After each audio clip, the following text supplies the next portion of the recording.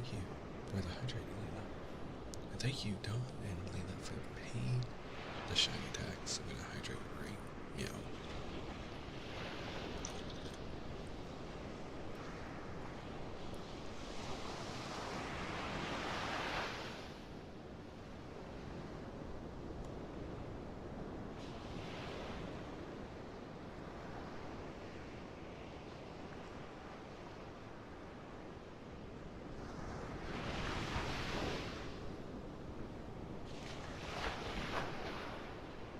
Hi. Hi. Good to see everyone. Over here on Twitch, X, and YouTube.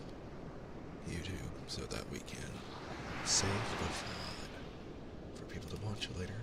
But welcome. We are reading more of The Secret Garden, and I'm aiming to be done with the book tonight. We have about 96 pages to get through, which isn't a lot, and I can easily read through that at a good pace, especially because we are starting on time tonight. The Neko sibling has been out of town, so I've not had the doggos around, so I haven't had to delay our start. So we're gonna go ahead and dive right on in. If you're joining us and have missed out on the story, if you're watching this on YouTube and are watching the VODs, this is part 6 and hopefully the final reading of The Secret Garden. But if you wish to catch up, our YouTube does have the entire reading with the pages too, so that you can read along if you want, or to read along silently, or just enjoy the atmosphere.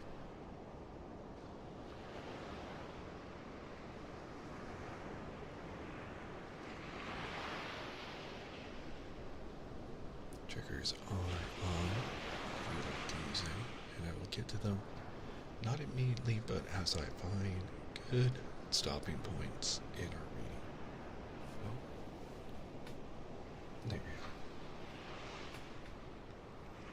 we go. Unless we left off, Colin, Dickon, and Mary were enjoying their time in the garden. But, to their dismay, it seems that while they were enjoying the outside spring light, and unbeknownst to them, Ben Weatherstaff had been listening in and had ignored orders to stay away from the quote-unquote long walk,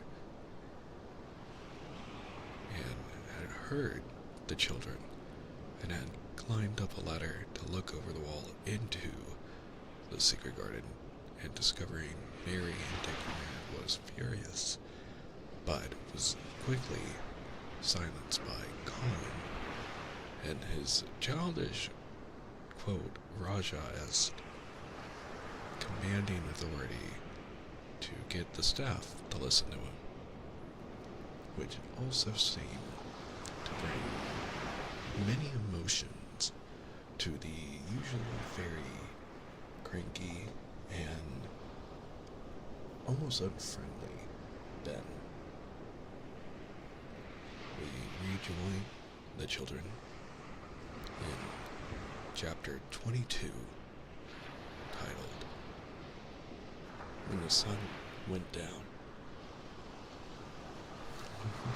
Is that supposed to mean the microphone needs to be louder? Because I can make it louder. No? Okay. That is me, though.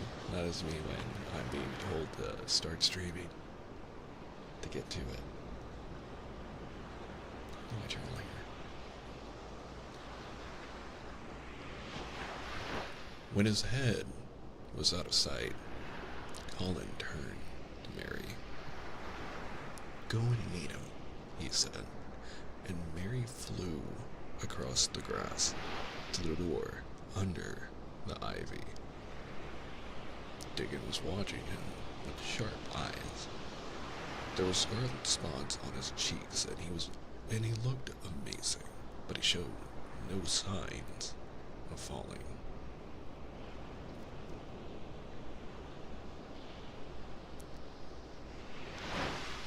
I can stand, he said, and his head was still held up, and he said it quite grandly. I told me that good as soon as I stopped being afraid, answered Dickon, and I stopped. Yes, I've stopped, said Colin. And suddenly he remembered something Mary had said. Are you making magic? He asked sharply. Dickon's curly mouth spread in a cheerful grin. Diane's doing magic thyself, he said. It's the same magic as made these here work out of the earth.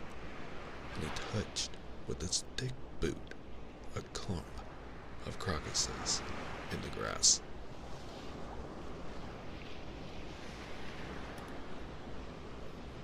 Colin looked down at them. Aye, he said slowly. There couldn't have been bigger magic than that there. There couldn't have been. He drew himself up straighter than ever. I'm going to walk to that tree, he said, pointing to one a few feet away from him. I'm going to be starting when Weatherstaff comes here, but I can rest against the tree if I like. When I want to sit down, I will sit down, but not before. Bring a rug from the chair. He walked to the tree, and though Dickon held his arm, he was wonderfully steady. When he stood against the tree trunk, it was not too plain that he supported himself against it, and he still held himself so straight that he looked tall. When Ben Weatherstaff came through the door in the wall, he saw him standing there, and he heard Mary muttering something under her breath. What a saying?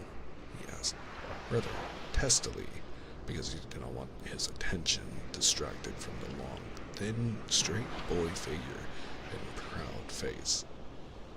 But she did not tell him. What she was saying was this: you can do it. You can do it. I told you you could. You can do it. You can do it. You can. She was saying it to Colin because she wanted to make magic and keep him on his feet looking like that. She could not bear that he should give in before Ben Weatherstaff. He did not give in. She was uplifted by a sudden feeling that he looked quite beautiful in spite of his thinness. He fixed his eyes on Ben Weatherstaff in his funny, imperious way.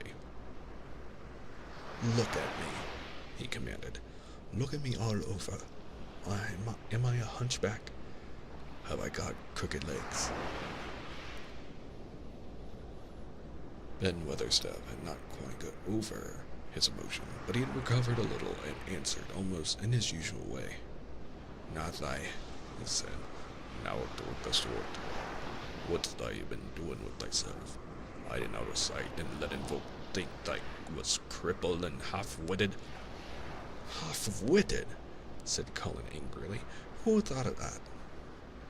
Lots of fools, said Ben. The world's full of jackasses, bray, and they never brain out but lies. What did I shut thyself up for? Everyone thought I was going to die, said Colin shortly. I'm not. And he said it with such decision. Ben Weatherstaff looked him over, up and down and up. Die, he said with dry exultation. Now with the sword, they's got too much pluck in thee. When I see thee put thy legs on the ground in such a hurry, I know thy was all right. Sit thee down on the rug a bit, young mister, and give me thy orders. There was a queer mixture of crabbed tenderness and shrewd understanding in his manner Mary had poured out speech as rapidly as she could as they had come down the long walk. The chief name to be remembered, she had told him, was that Colin was getting well. Getting well. The garden was doing it. No one must let him remember about having humps and dying. The Rajah condescended to seat himself on a rug under the tree. "What work do you do in the gardens, Weatherstaff?" he inquired. "Anything I'm told to do," answered old Ben. "I'm kept on by favor because she liked me." "She?" said Colin. "My mother," asked Ben Weatherstaff. "My mother?" said Colin, and he looked about him quietly. This was her garden, wasn't it? "Aye, it was that," said Ben Weatherstaff. Looked about him too. She remained fond of it. "It is my garden now. I am fond of it. I shall come here every day," announced Colin. "But it is to be a secret. My orders are that no one is to know that we come here. Dickon and my cousin have worked and made it come alive. I shall send for you sometimes to help, but you must come when no one can see you." Ben Weatherstaff's face twisted itself in a dry, old smile. "I've come here before when no one saw me," he said. "What?" exclaimed Colin. "When?" "The last time I was here," rubbing his chin and looking around, "was about 2 years ago." "But no one has been in it for 10 years, cried Colin. "There was no door." "I'm no one," said old Ben dryly. "And I didn't come through the door. I come over the wall. The rheumatics held me back the last 2 years. "I come and did a bit of pruning," cried Dickon. "I couldn't make out how it had been done." "She was so fond of it, she was," said Ben Weatherstaff slowly. "And she was such a pretty young thing. She says to me once, 'Ben,' says she laughing, 'if ever I'm ill, or if I go away, you must take care of my roses.' When she did go away, the orders was no one was ever to come nigh. But I come, with grumpy obstinacy, over the wall I come, until the rheumatics stopped me. And I did a bit of work once a year. She gave her order first." "It would have been as work as it is if they hadn't done it," said Dickon. "I did wonder." "I'm glad you did it, Weatherstaff," said Colin. "You'll know how to keep the secret." "Oh no, sir," answered Ben. "Then it'll be easier for a man with rheumatics to come in at the door." On the grass beneath the tree, Mary had dropped her trowel. Colin stretched out his hand and took it up. An odd expression came into his face, and he began to scratch at the earth. His thin hand was weak enough, but presently, as they watched him, Mary with quite breathless interest, he drove the end of the trowel into the soil and turned some over. "You can do it. You can do it," said Mary to herself. "I tell you can." Dickon's round eyes were full of eager curiousness, but he said not a word. Ben Weatherstaff looked on with an interested face. Colin persevered. After he had turned a few trowelfuls of soil, he spoke exultantly to Dickon in his best Yorkshire. "I said as they'd have me walking about here, same as other folk, and I said they'd have me digging, and doubt I was just leaving to please me. This is only the first day I've walked, and here I am digging." "Hello, welcome on in. Good to see you, buddy." Ben Weatherstaff's mouth fell open again when he heard him, but he ended by chuckling. "Yeah," he said, "that sounds as if I got wits now. Tired Yorkshire lad for sure. And tired digging too. How'd I like to plant a bit of something? I could get the rose in a pot. Go and get it, said Colin, digging excitedly. Quick, quick! It was done, quickly enough indeed. Ben Weatherstaff went his way, forgetting Max. Dickon took his spade and dug the hole deeper and wider than her thin white hands could make it. Mary slipped out to run and bring back a watering can. When Dickon had deepened the hole, Colin went on turning the soft earth over and over. He looked up at the sky, flushed and glowing with a strangely new exercise, slight as it was. I want to do it before the sun goes quite down, he said. Mary thought that perhaps the sun held back a few minutes just on purpose. Ben Weatherstaff brought the rows of pods from the greenhouse. He hobbled over the grass as fast as he could. 1 second, it's just loading in.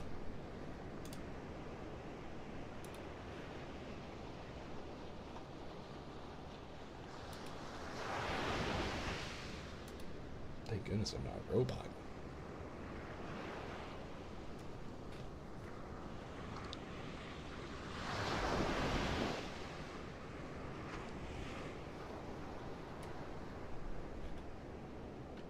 Oh no.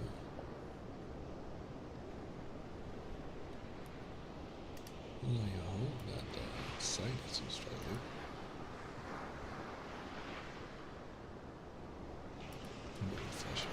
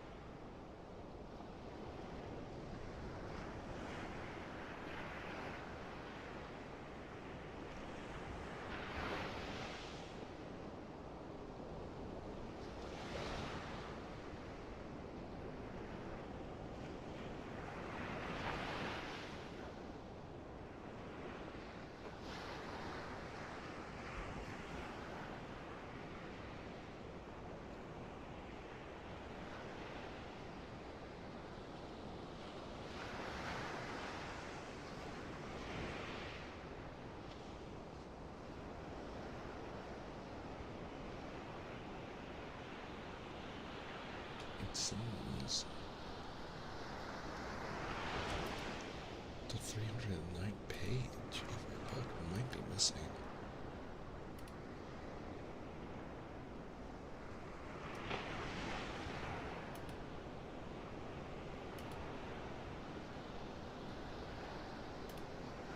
But trying to find a way I can probably read it without displaying it for now.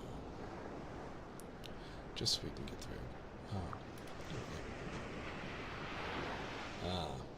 There we are. I just have to do a little fiddling.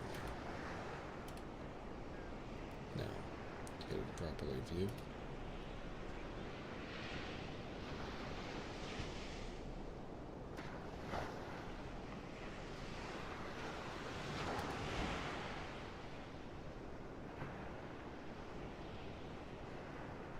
There we are. Okay.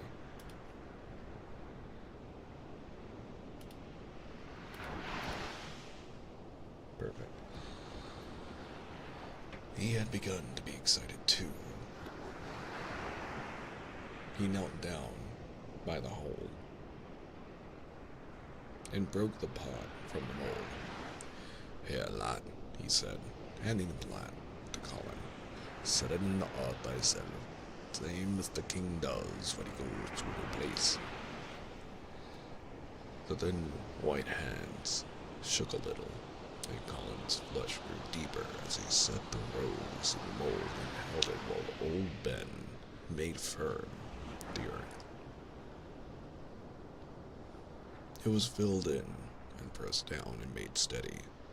Mary was leaning forward on her hands and knees. Soot had flown down and marched forward to see what was being done. Nut and Shell chattered about it from a cherry tree. It's planted, said Colin at last, and the sun is only slipping over the edge. Help me up, Dickon. I want to be standing when it goes. That's part of the magic.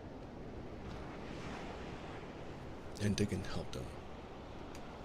And the magic, or whatever it was, so gave him strength that when the sun did slip over the edge and end the strange, lovely afternoon for them, there he actually stood on his 2 feet, laughing. Chapter 13, titled Magic. Dr. Craven had been waiting some time at the house when they returned to it. He had indeed begun to wonder if it might not be wise to send someone out to explore the garden paths. When Colin was brought back to his room, the poor man looked him over seriously. "You should not have stayed out so long," he said. "You must not overexert yourself." "I am not tired at all," said Colin. "It has made me well.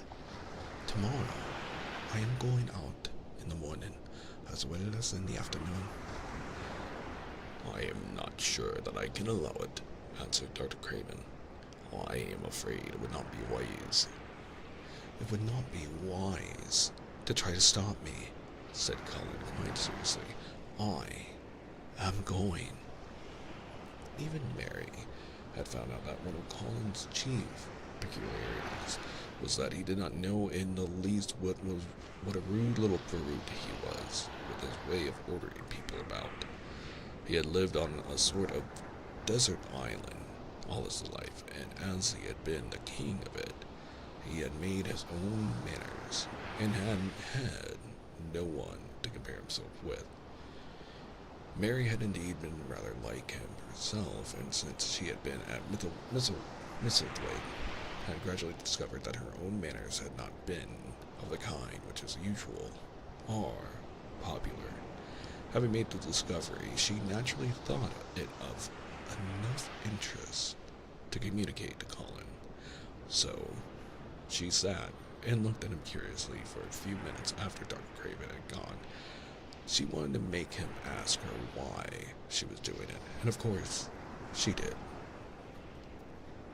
"What are you looking at me for?" he said. I'm thinking that I'm rather sorry for Dr. Craven." "So am I," said Colin calmly, but not without an air of some satisfaction. "He won't get Misselthwaite at all now. I'm not going to die." "I'm sorry for him because of that, of course," said Mary. "But I was thinking then that it must have been very horrid to have had to be polite for 10 years to a boy who was always rude. I would never have done it." "Am I rude?" Colin inquired, undisturbedly. "If you had been his own boy, and he had been a slapping sort of man," said Mary, "he would have slapped you." "But he didn't," said Colin. "No, he didn't," answered Mistress Mary, thinking the thing out quite without prejudice. "Nobody ever dared to do anything you didn't like because you were going to die, and things like that. You were such a poor thing." "But," announced Colin stubbornly, "I am not going to be a poor thing. I won't let people think I'm one. I stood on my feet this afternoon." "It is always having your own way that has made you so queer," Mary went on, thinking aloud. Colin turned his head, frowning. "Am I queer?" he demanded. "Yes, answered Mary. Very, but you need to be cross, she added impartially, because so I am queer, and so is Ben Weatherstaff. But I'm not as queer as I was before I began to like people, and before I found the garden. I don't want to be queer, said Colin. I'm not going to be, and he frowned again with determination. He was a very proud boy. He lay thinking for a while, and then Mary saw his beautiful smile begin and gradually change his whole face. I shall stop being queer, he said, if I go every day to the garden. There is magic in there. Good magic, you know, Mary. I am sure there is. So am I, said Mary. Even if it isn't real magic, Colin said, we can pretend it is. Something is the something. It's magic, said Mary, but not black. It's as white as snow. They always called it magic, and indeed it seemed like it in the months that followed, the wonderful months, the radiant months, the amazing ones. Oh, the things which happen in that garden. If you have never had a garden, you cannot understand. And if you have a garden, you will know that it would take a whole book to describe all that came to pass there. At first, it seemed that green things would never cease pushing their way through the earth, in the grass, in the bends, even in the crevices of the walls. But it was love. Yeah, I think it was. I mean, we could tell from Ben that there was a certain level of love there. For sure. Love is very powerful magic, in my opinion. And it is amazing what a little bit of that shared around can achieve in terms of health and happiness when applied with a desire to care for others, what you can achieve and improve by loving someone. Then the green things began to show buds, and the buds began to unfurl and show color. Every shade of blue, every shade of purple, every tint and hue of crimson. In its happy days, flowers had been tucked away into every inch and hole and corner. Ben Weatherstaff had seen it done, and had himself scraped out mortar from between the bricks of the wall and made pockets of earth for lovely clean things to grow on. Iris and white lilies rose out of the grass in sheaves, and the green alcoves filled themselves with amazing armies of the blue and white flower lances of tall delphiniums, or columbines, or campanulas.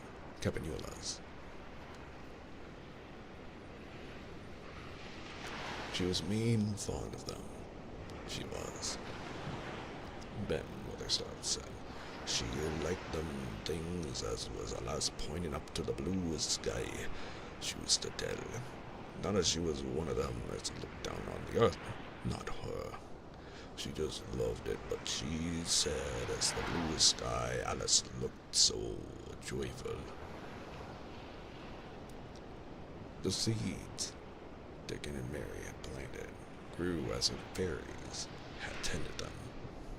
Satiny poppies of all tints danced in the breeze by the score, gaily defying flowers which had lived in the garden for years, and which it might be confessed seemed rather to wonder how such new people had got there. And the roses, rising out of the grass, tangled around the sundial, wreathing the tree trunks and hanging from their branches, climbing over the walls and spreading over them with long garlands falling in cascades. They came alive, day by day, hour by hour. Fair fresh leaves and buds, tiny, at first, but swelling and working magic until they burst and uncurled into cups of scent, delicately spilling themselves over their brims and filling the garden air. Colin saw it all, watching each change as it took place. Every morning he was brought out, and every hour of each day, when it didn't rain, he spent in the garden. Even gray days pleased him. He would lie on the grass, watching things growing, he said. If you watched long enough, he declared, you could see buds unsheath themselves. Also, you could make the acquaintance of strange, busy insect things running about on various unknown, but evidently serious errands. Sometimes carrying tiny scraps of straw, or feather, or food, or climbing blades of grass as if they were trees from whose tops one could look out to explore the country. A mole, throwing up its mound at the end of its burrow and making its way out at last with long-nailed paws which looked so like elvish hands, and had absorbed him one whole morning. Ants' ways, beetles' ways, bees' ways, frogs' ways, birds' ways, plants' ways, gave him a new world to explore. And when Deacon revealed them all, and added foxes' ways, otters' ways, ferrets' ways, squirrels' ways, and trouts and water rats and badgers' ways, there was no end to the things to talk about and think over. And this was not the half of the magic. The fact that he had really once stood on his feet had set Colin thinking tremendously. And when Mary told him of the spell she had worked, he was excited and approved of it greatly. He talked of it constantly. Of course, there must be lots of magic in the world, he said wisely one day. But people don't know what it is like or how to make it. Perhaps the beginning is just to say nice things are going to happen until you make them happen. I am going to try an experiment. The next morning, when they went to the secret garden, he sent at once for Ben Weatherstaff. Ben came as quickly as he could and found the Raja standing on his feet under a tree and looking very grand, but also very beautifully smiling.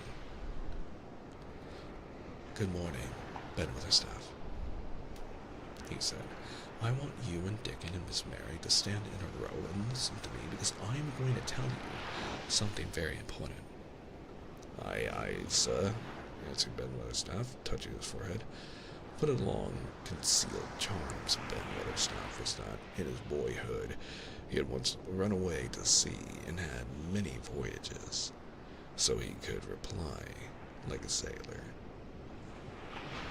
I'm going to try a scientific experiment, explained the Raja.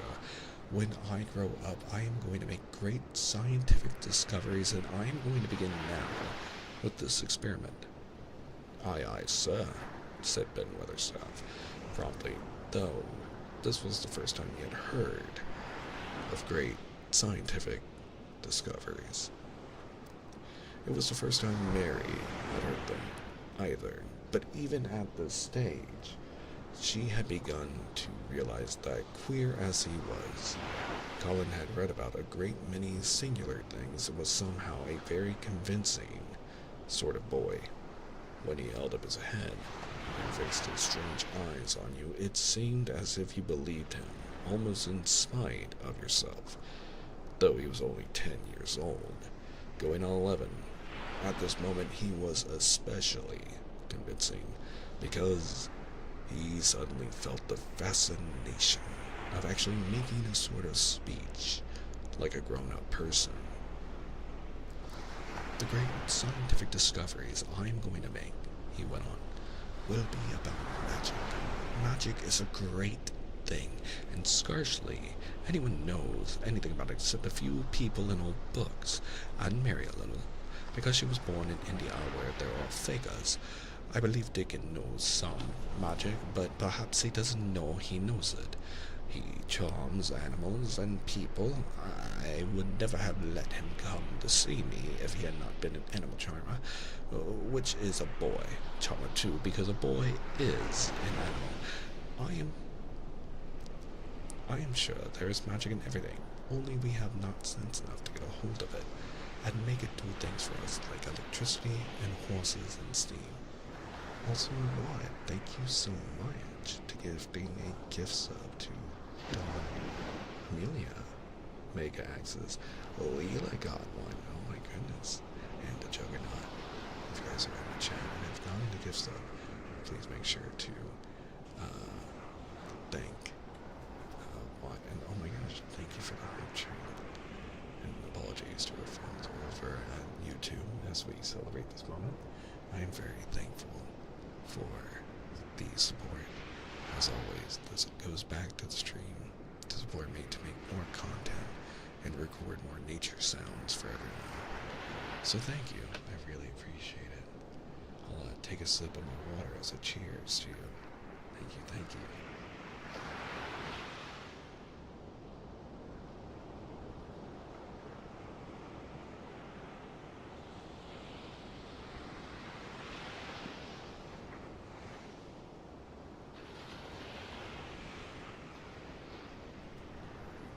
Thank you.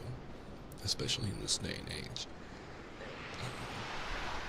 I very much appreciate the support. Truly. Thank you, Lon. I'll take it as a very kind early birthday gift for myself as well. Thank you so much. Now continue reading that. As continue. Excuse me. Is that water? Won't be able to pay rent, but you deserve it. Who needs to pay rent in this day and age? Truly. I mean, they can't kick us all out, right? If none of us pay rent. I say it should be a movement. Who pays rent in this day and age? I don't think it's deserved. An apartment in this economy? Exactly. And why pay taxes either? The government's not representing us, right? But not to distract from the coziness of our reading, but continuing our story. And again, thank you for the support, truly.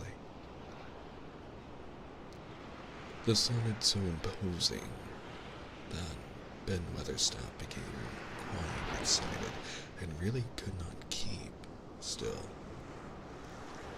My eyes, sir, he said, and he began to stand up quite straight. When Mary found this garden, it looked quite dead, the orator proceeded, that orator being Colin. Then something began pushing things up out of the soil, making things out of nothing. One day, things weren't there, and another they were. I had never watched things before, and it made me feel very curious. Scientific people are always curious, and I am going to be scientific. I keep saying to myself, what is it? What is it? It's something. It can't be nothing. I don't know its name, so I call it magic.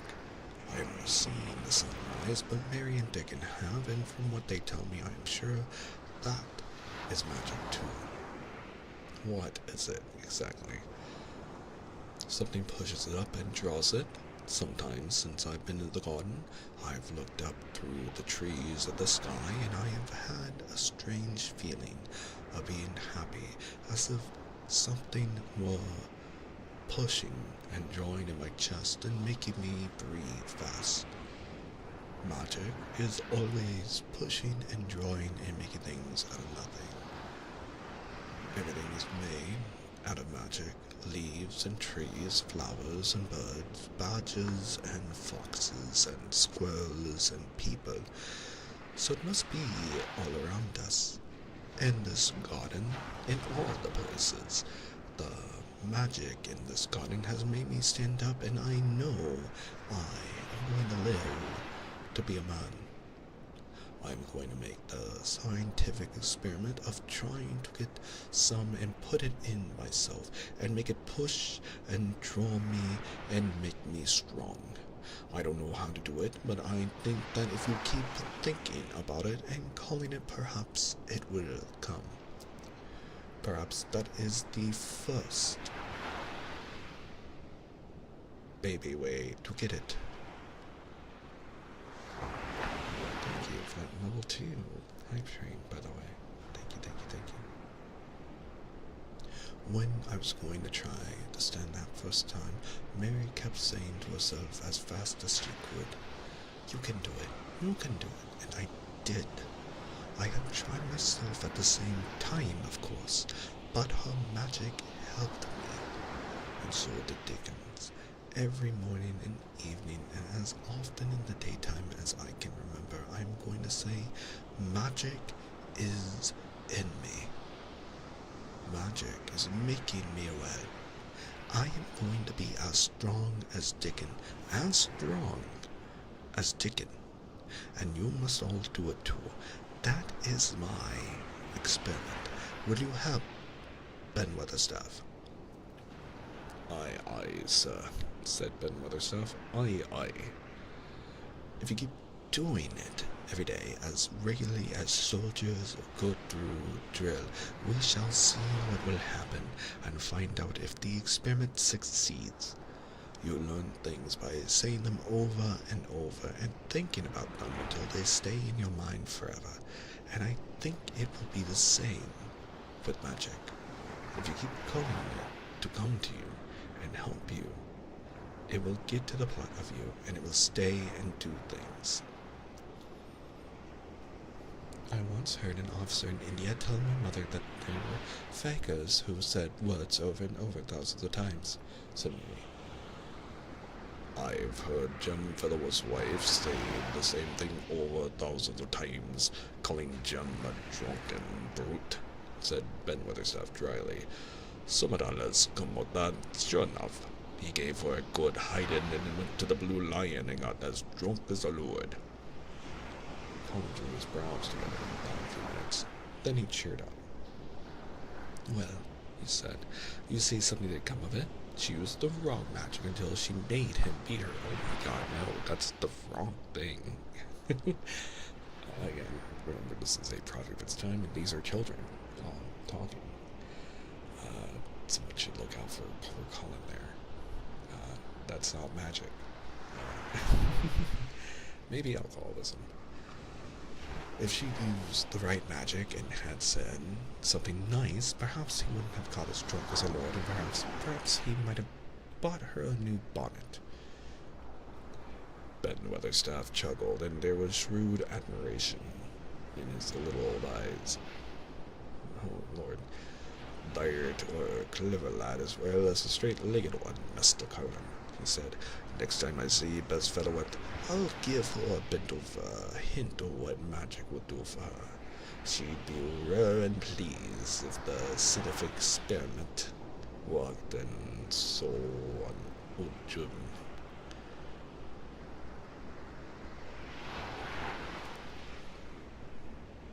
Dickon had stood listening to the lecture, his round eyes shining with curious delight.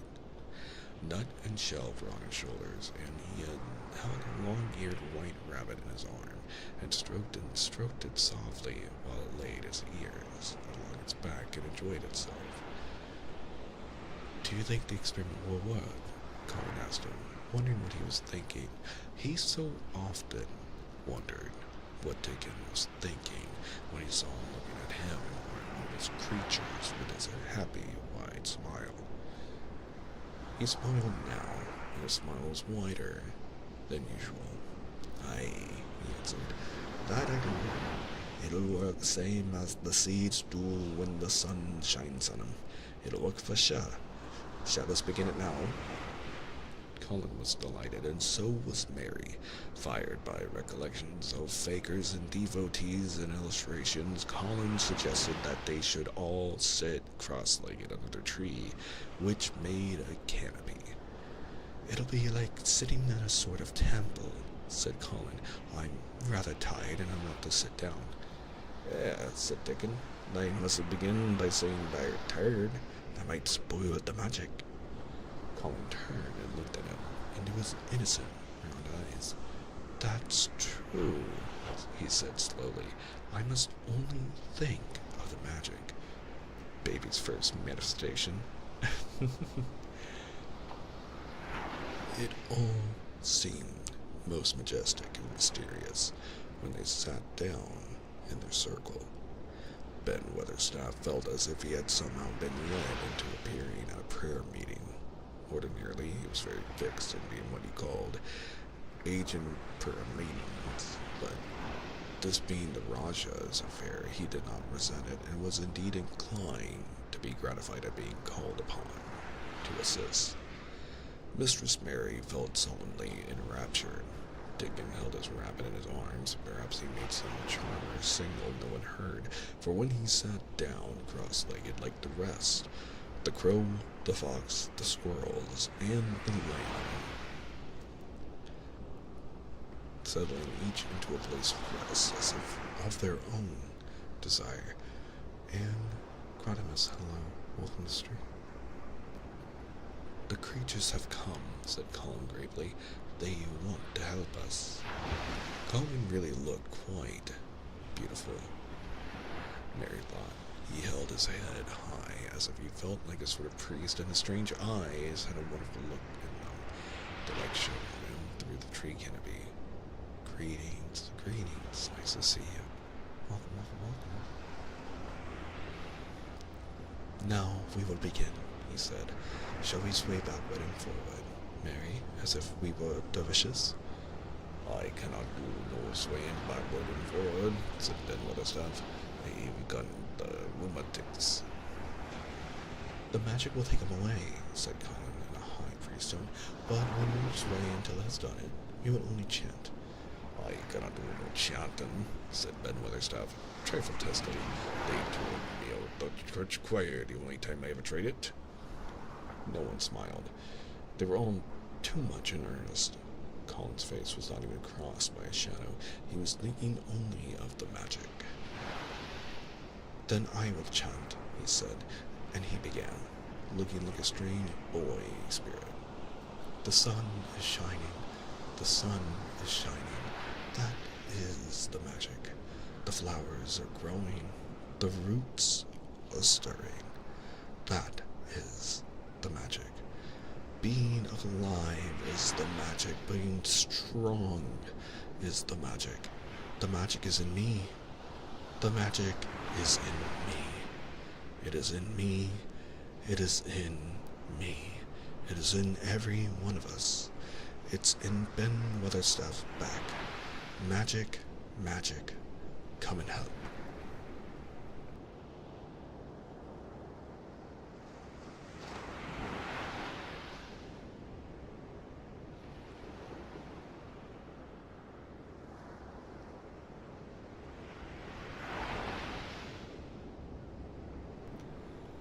He said it a great many times, not 1,000 times, but quite a goodly number. Mary listened, entranced. She felt as if it were at once queer and beautiful, and she wanted him to go on and on. Ben Weatherstaff began to feel soothed into a sort of dream which was quite agreeable. The humming of the bees and the blossoms mingled with the chanting voice and drowsily melted into a doze. Dickon sat cross-legged with his rabbit asleep on his arm and a hand resting on the lamp's back. Soot had pushed away a squirrel and huddled close to him on his shoulder. The gray film dropped over his eyes. At last, Colin stopped. "Now, I'm going to walk around the garden," he announced. Ben Weatherstaff's head had just dropped forward, and he lifted it with a jerk. "You have been asleep," said Colin. Not of the sort, mumbled Ben. There's someone who was good enough, but I'm bound to get out before the collection. He was not quite awake yet. You're not in church, said Colin. Not me, said Ben, straightening himself. Who said I were? I heard every bit of it. You said the matter was in my back. The doctor calls it rheumatics. The Raja waved his hand. That was the wrong magic, he said. You will get better. You have my permission to go to your work, but come back tomorrow. I'd like to see you walk around the garden, good Ben. It was not an unfriendly grunt, but it was a grunt. In fact, being a stubborn old party and not having entire faith in magic, he had made up his mind that if he were sent away, he would climb his ladder and look over the wall so that he might be ready to hobble back if there were any stumbling. The Raja did not object to his staying, and so the procession was formed. It really did look like a procession. Colin was at its head, with Dickon on one side and Mary on the other. Ben Weatherstaff walked behind. The creatures trailed after them. The lamb and the fox cub keeping close to Deacon, the white rabbit hopping along or stopping to nibble, and Suit following with the solemnity of a person who felt himself in charge. It was a procession which moved slowly but with dignity. Every few yards it stopped to rest. Colin leaned on Dickon's arm, and privately Ben Weatherstaff kept a sharp lookout. But now and then Colin took his hand from its support and walked a few steps alone. His head was held up all the time, and he looked very grand. The magic is in me, he kept saying. The magic is making me strong. I can feel it. I can feel it. It seemed very certain that somebody was holding him and uplifting him. He sat on the seats in the alcoves, and once or twice he sat down on the grass, and several times he paused in the path and leaned on Dickon, but he would not give up until he had gone all around the garden. When he returned, the canopied tree, his cheeks were flushed, and he looked triumphant. I did it. The magic worked, he cried.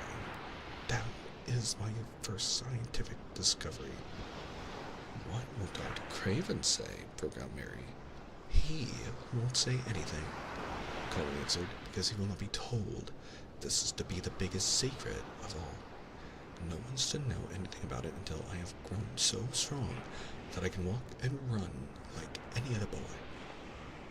I shall come here every day in my chair, and I shall be taken back in it. I won't have people whispering and asking questions, and I won't let my father hear about it until the experiment has quite succeeded. Then sometime when he comes back, Mrs. White, I shall just walk into his study and say, here I am like any other boy. I am quite well, and I shall live to be a man. It has been done by a scientific experiment. He will think he's a dream, cried Mary. He won't believe his eyes.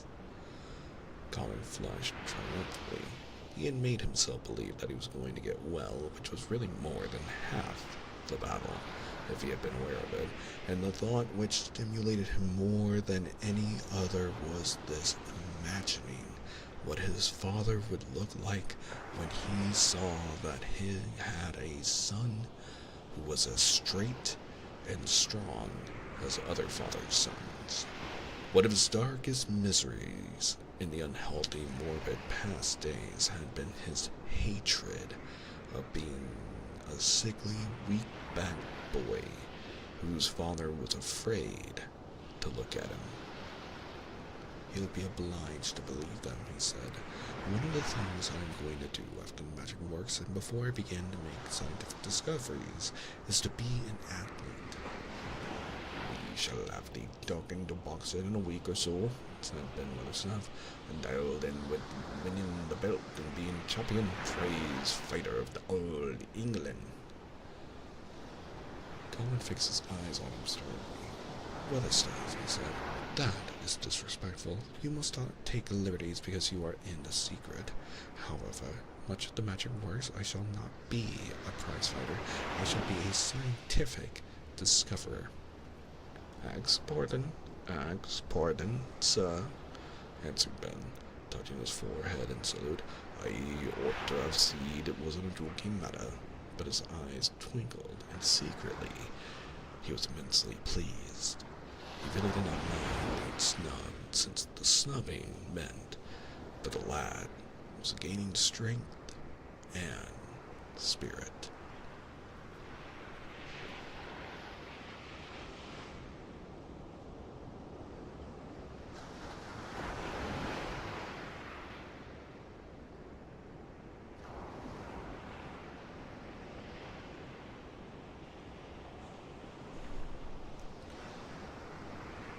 Chapter 14. Let them laugh. The secret garden was not the only one Dickon worked in. Around the cottage on the moor, there was a piece of ground enclosed by a low wall of rough stones. Early in the morning and late in the fading twilight, and on all the days that Colin and Mary did not see him, Dickon worked there planting or tending potatoes and cabbages, turnips and carrots and herbs for his mother. In the company of his creatures, he did wonders there and was never tired of doing them, it seemed. While he dug or weeded, he whistled or sang bits of Yorkshire moor songs or talked to suit our captain or the brothers and sisters he had taught to help him. We never get on as comfortable as we do, Mrs. Sowerby said. If it wasn't for Deacon's garden, anything grow for him. His potatoes and cabbages is twice the size of anyone else's, and they've got a flavor with them as nobody has. When she found a moment to spare, she liked to go out and talk to him. After supper, there was still a long, clear twilight to work in, and that was her quiet time. She could sit upon the low, rough wall and look on and hear stories of the day. She loved this time.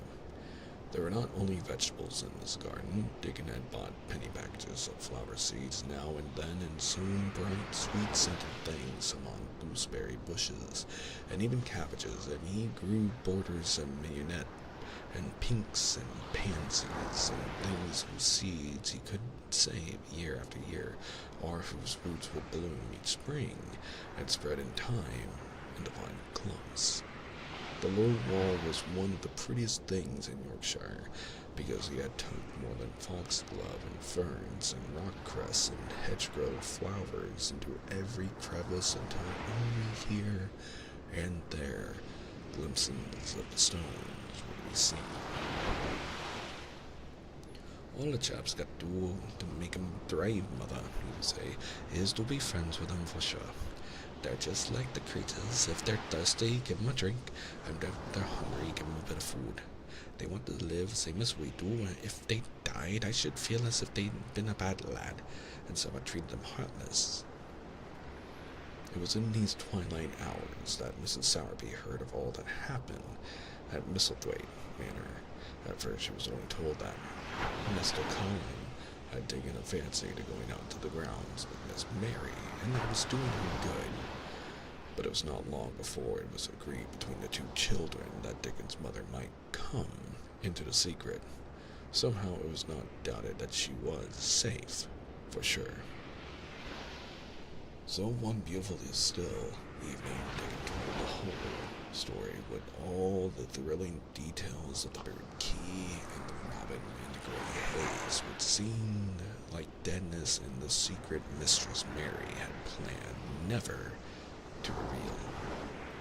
The coming of Dickon and how it had been told to him, the doubt of Mr. Colin, and the final drama of his introduction to the hidden domain, combined with the incident of Ben Weatherstaff's angry face peering over the wall, and Mr. Colin's sudden indignant strength, made Mrs. Sowerby's nice-looking face quite change color several times. "My word," she said, "it was a good thing that little lass came to the manor. It's been the making of her and the saving of him, standing on his feet, and us all thinking he was a poor half-witted lad with not a straight bone in him. She asked a great many questions, and her blue eyes were full of deep thinking. What did they make of it at the manor? Him being so well and cheerful and never complaining? She inquired. They don't know what to make of it, answered Dickon. Every day as it comes around, his face looks different. He's filling out and doesn't look so sharp, and the waxy colour is going. But he has to do his bit of complaining, with a highly entertaining. What for in muss is his name? Asked Mrs. Sowerby. Dickon chuckled. He does it to keep them from guessing what's happening. If the doctor knew he'd found down he could stand on his feet, he'd likely write and tell Mr. Craven. Mr. Collins saving a secret to tell himself. He's going to practice his magic on his legs every day till his father comes back, and then he's going to march into his room and show him he is as straight as other lads. But him and Miss Mary thinks his best plan to do a bit of groaning and fretting now and then to throw force on the scent. Mrs. Sowerby was laughing a low, comfortable laugh long before he had finished his last sentence. She said, "That pa's enjoying themselves all right. They'll get a good bit of play acting out of it, and there's nothing children likes as much as play acting. Let's hear what they do with Dickon at." Dickon stopped reading and sat up on his heels to tell her. His eyes were twinkling with fun. Mr. Colin is carried down to his chair every time he goes out, he explained. And he flies out at John, the footman, for not carrying him careful enough. He makes himself as helpless looking as he can, and never lifts his head until we're out of sight of the house. And he grunts and frets a good bit when he's being settled into his chair. Him and Miss Mary's both got to enjoying it, and when he groans at Elaine, she'll say, "Poor Colin, does it hurt you so much? Or are you so weak as that, poor Colin?" But the trouble is that sometimes they can scarce keep from busting out laughing. When we get safe in the garden, they laugh till they've no breath left to laugh with, and then they have to stuff their faces in Mr. Colin's cushions to keep the gardeners from hearing if any of them's about. "The more they laugh, the better for them," said Mrs. Sowerby, still laughing herself. "Good healthy child, laughing's better than pills any day of the year. That'll pale and plump up for sure." "They all plumping up," said Dickon. "They're that hungry they don't know how to get enough to eat without making talk. Mr. Collins says if he keeps sending for more food, they won't believe he's an invalid at all." A very good sign of health is a big appetite, after all. Mr. Colin, Miss Mary says she'll let him eat her share, but he says that if she goes hungry, she'll get thin and they both get fat at once. Mrs. Sowerby laughed so heartily at the revelation of this difficulty that she quite rocked backward and forward in her blue cloak, and Dickon laughed with her. "I'll tell thee what, lad," Mrs. Sowerby said when she could speak. "I've thought of a way to help 'em. When they goes to 'em in the morning, they shall take a pail of good milk, and I'll bake 'em a crusty cottage loaf, or some buns with currants in them, same as you children like, not as so good as fresh milk and bread. Then they could take off the edge of their hunger while they were in the garden, and the fine food they get indoors would polish off the corners." "Mother," said Dickon admiringly, "what a wonder thou art. They always see a way out of things. They was quite in a pother yesterday. They didn't see how they was demands about ordering up some more food. They felt that empty inside. They're two youngins growing fast, and health's coming back to both of 'em. Children like that feel like young wolves, and food's flesh and blood to 'em," said Mrs. Sowerby. Then she smiled at Dickon's own curving smile. But they're enjoying themselves for sure," she said. And she was quite right. The comfortable, wonderful mother creature, and she had never been more so than when she had their play acting be their joy. Colin and Mary found it one of their most thrilling sources of entertainment. The idea of protecting themselves from suspicion had been unconsciously suggested to them first by the puzzled nurse, and then by Dr. Craven himself. Your appetite is improving very much, Master Colin. Oh, your appetite is improving very much, Master Colin, the nurse said one day. You used to eat nothing. There's so many things disagreed with you. Nothing disagrees with me now, replied Colin, and then seeing the nurse looking at him curiously, he suddenly remembered that perhaps he ought not to appear too well just yet. At least, things don't so often disagree with me. It's the fresh air. Perhaps it is, said the nurse, still looking at him with a mystified expression. But I must talk to Dr. Craven about it. How she stared at you, said Mary when she went away, as if she thought there must be something to find out. I won't have her finding out things, said Colin. No one must begin to find out yet. When Dr. Craven came that morning, he seemed puzzled also. He asked a number of questions to Colin's great annoyance. You stay out in the garden a great deal, he suggested. Where do you go? Colin put on his favorite air of dignified indifference to opinion. I will not let anyone know where I go, he answered. I go to a place I like. Everyone has orders to keep out of the way. I will be watched and stared at. You know that. You seem to be out all day, but I do not think it's done you harm. I do not think so. The nurse says that you eat much more than you have ever done before. Perhaps, said Colin, prompted by a sudden inspiration, perhaps it is an unnatural appetite. I do not think so, as your food seems to agree with you, said Dr. Craven. You are gaining flesh rapidly, and your color is better. Perhaps I am bloated and feverish, said Colin, assuming a discouraging air of gloom. People who are not going to live are often different. Dr. Craven shook his head. He was holding Colin's wrist, and he pushed up his sleeve and felt his arms. You are not feverish, he said thoughtfully, and such flesh as you have gained is healthy. If we can keep this up, my boy, we need not talk of dying. Your father will be very happy to hear of this remarkable improvement. I won't have him told, Colin broke forth fiercely. It will only disappoint him if I get worse again. And I may get worse this very night. I might have a raging fever. I feel as if I might be beginning to have one now. I won't have letters written to my father. I won't. You are making me angry, and you know that is bad for me. I feel hot already. I hate being written about and being talked over as much as I hate being stared at. Hush, my boy, Dr. Craven soothed him. Nothing shall be written without your permission. You are too sensitive about things. You must not undo the good which has been done. He said no more about writing to Mr. Craven, and when he saw the nurse, he privately warned her that such a possibility must not be mentioned to the patient.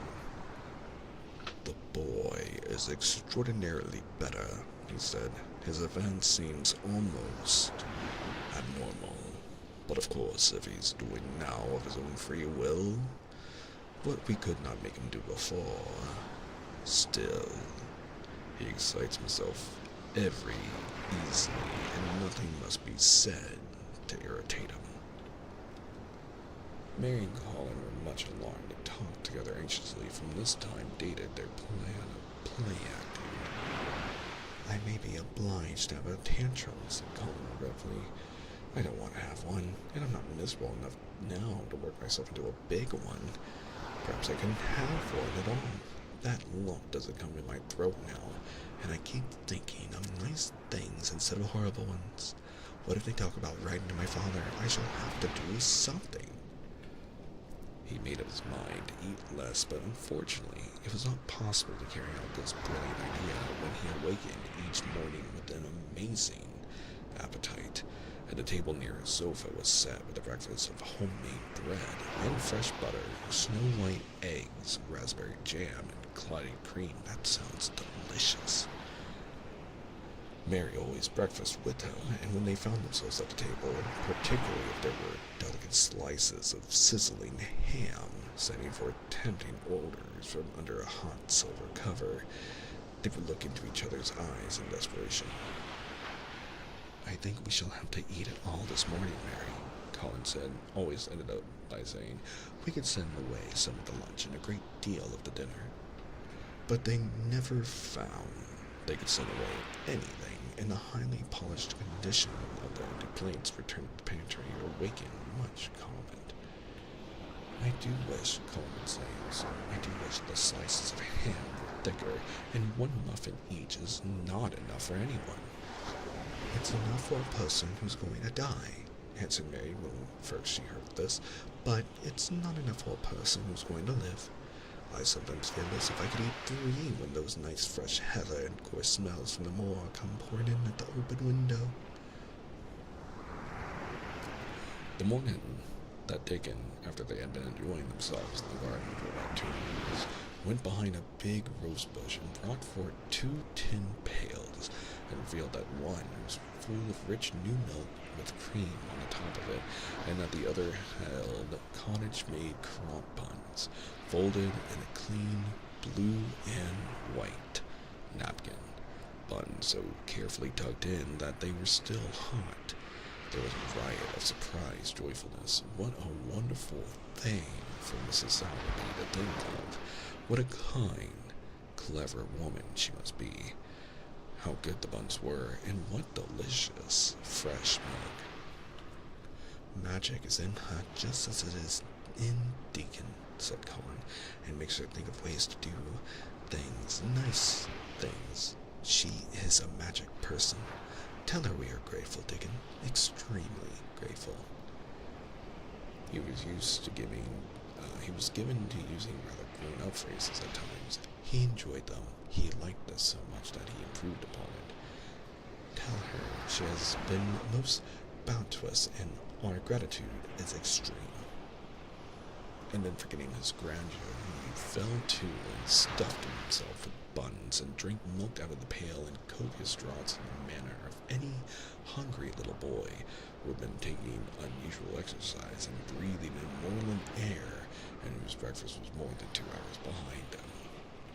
This was the beginning of many agreeable incidents of the same kind. They actually awarded to the fact that as Mrs. Sowerby had 14 people to provide for, she might not have enough to satisfy 2 extra appetites every day, so they asked her to let them send some of their shillings to buy things. Dickon made the stimulating discovery that in the wood in the park outside the garden where Mary had first found him piping to the wild creatures, there was a deep little hollow where you could build a sort of tiny oven with stones and roast potatoes and eggs in it. Roasted eggs were a previously unknown luxury, and very hot potatoes with salt and fresh butter in them were fit for a woodland king, besides being deliciously satisfying. You could buy both potatoes and eggs and eat as many as you liked without feeling as if you were taking food out of the mouths of 14 people.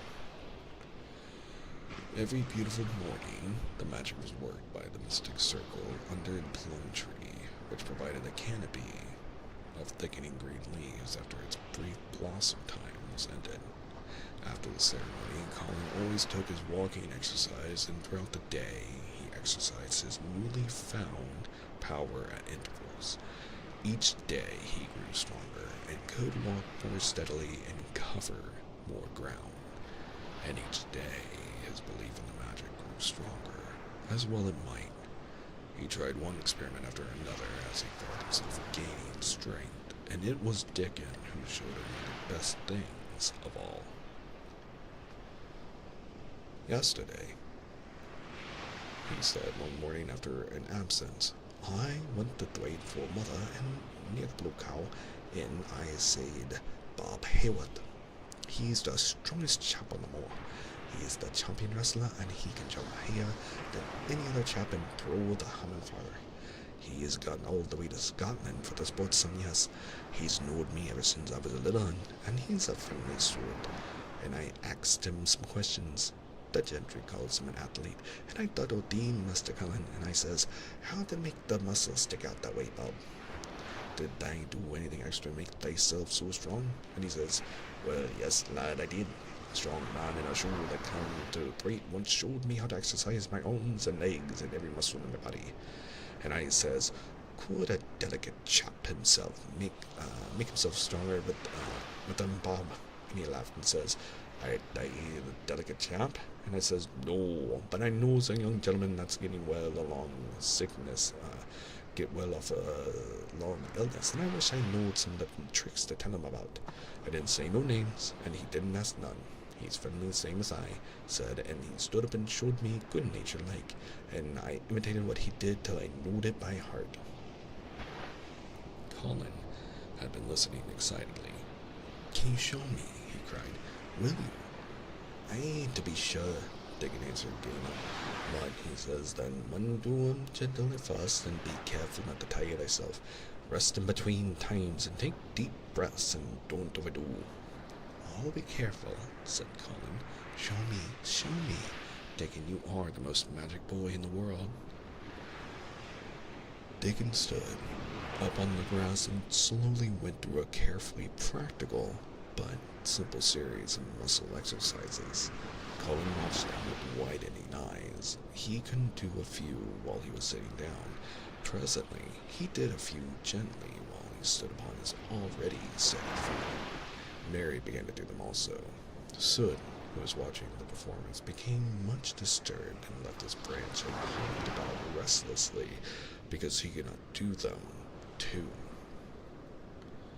From that time, the exercises were part of the day's duties as much as the magic was. It became possible for both Colin and Mary to do more of them each time they tried, and such appetites for the results that, but for the basket of Dickon put down behind the bush each morning, when he arrived they would have been lost.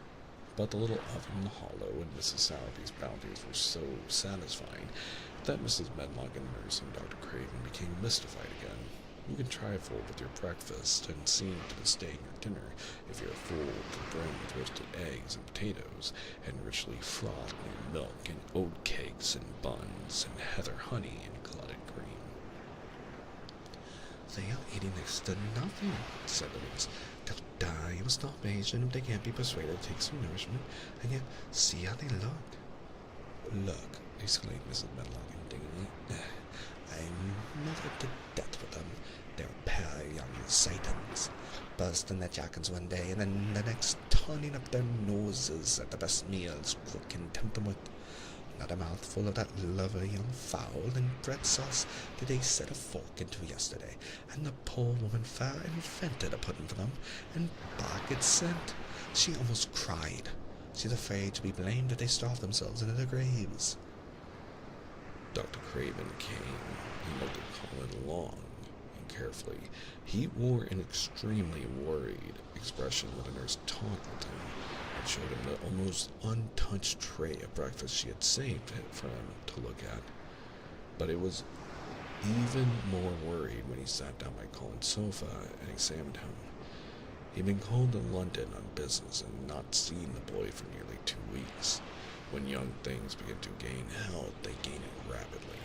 The waxen tinge had left Colin's skin, and a warm rose showed through it.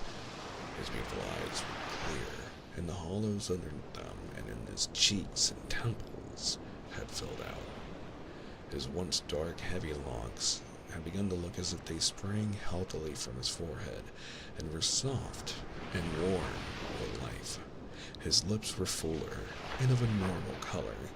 In fact, as an imitation of a boy who was conferred invalid, he was a disgraceful sight. Dr. Craven held his chin in his hand and thought him over. I'm sorry to hear that you do not eat anything, he said. That will not do. You will lose all you have gained, and you have gained amazingly. You ate well. So well a short time ago. Thank you for the stretch.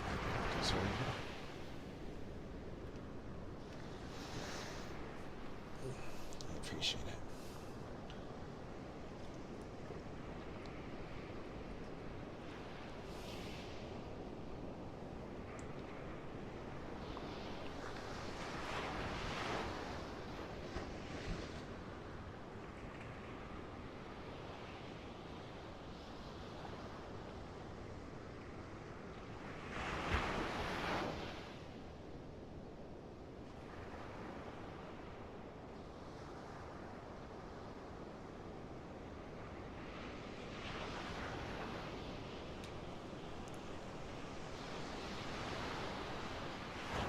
I told you it was an unnatural appetite, answered Colin. Mary was sitting on her stool nearby, and she suddenly made a very queer sound, which she tried so violently to repress that she ended by almost choking.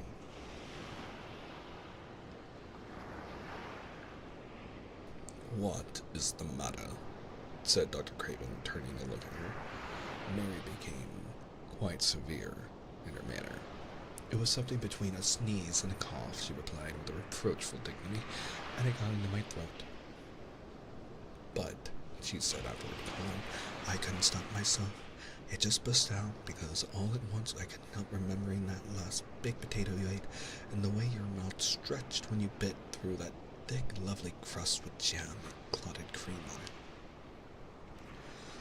it. Is there any way in which those children can get food secretly? Dr. Craven inquired of Mrs. Medlock. There's no way unless they dig it out of the earth or pick it off the trees, Mrs. Medlock answered. They stay out in the grounds all day and see no one but each other. And if they want anything different to eat from what's sent up to them, they need only ask for it. Well, said Dr. Craven, so long as going without food agrees with them, we need not disturb ourselves. The boy is a new creature. So is the girl, said Mrs. Medlock. She's begun to be downright pretty since she's filled out and lost her ugly little sour look. Her hair's grown thick and healthy looking, and she's got a red color. The glumest, ill-natured little thing she used to be, and now her and Mr. Colin laugh together like a pair of crazy young ones. Perhaps they're growing fat on that. Perhaps they are, said Dr. Craven. Let them laugh.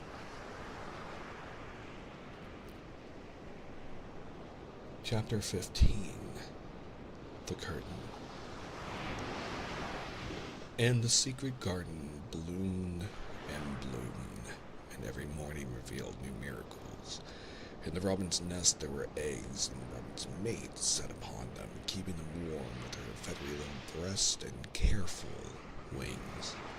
At first she was very nervous, and the robin himself was indignantly watchful.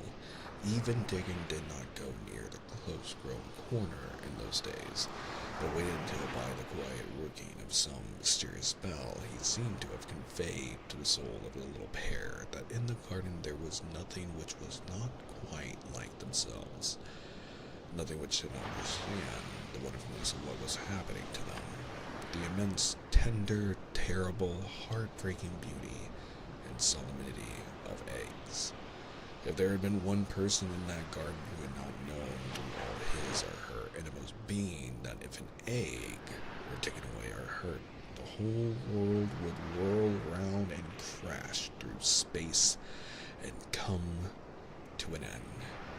If there had been even one who did not feel it and act accordingly, there could have been no happiness even in that golden springtime air.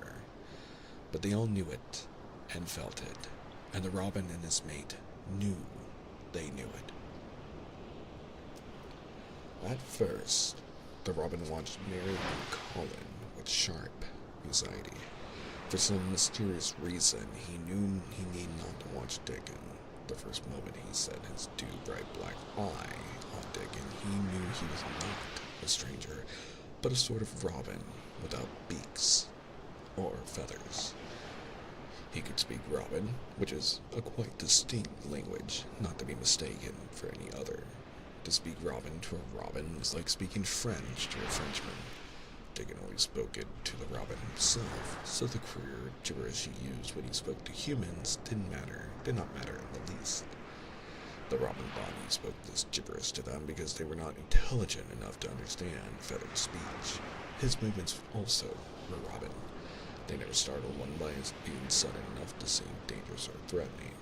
Any Robin could understand Dickon, so his presence was not even disturbing.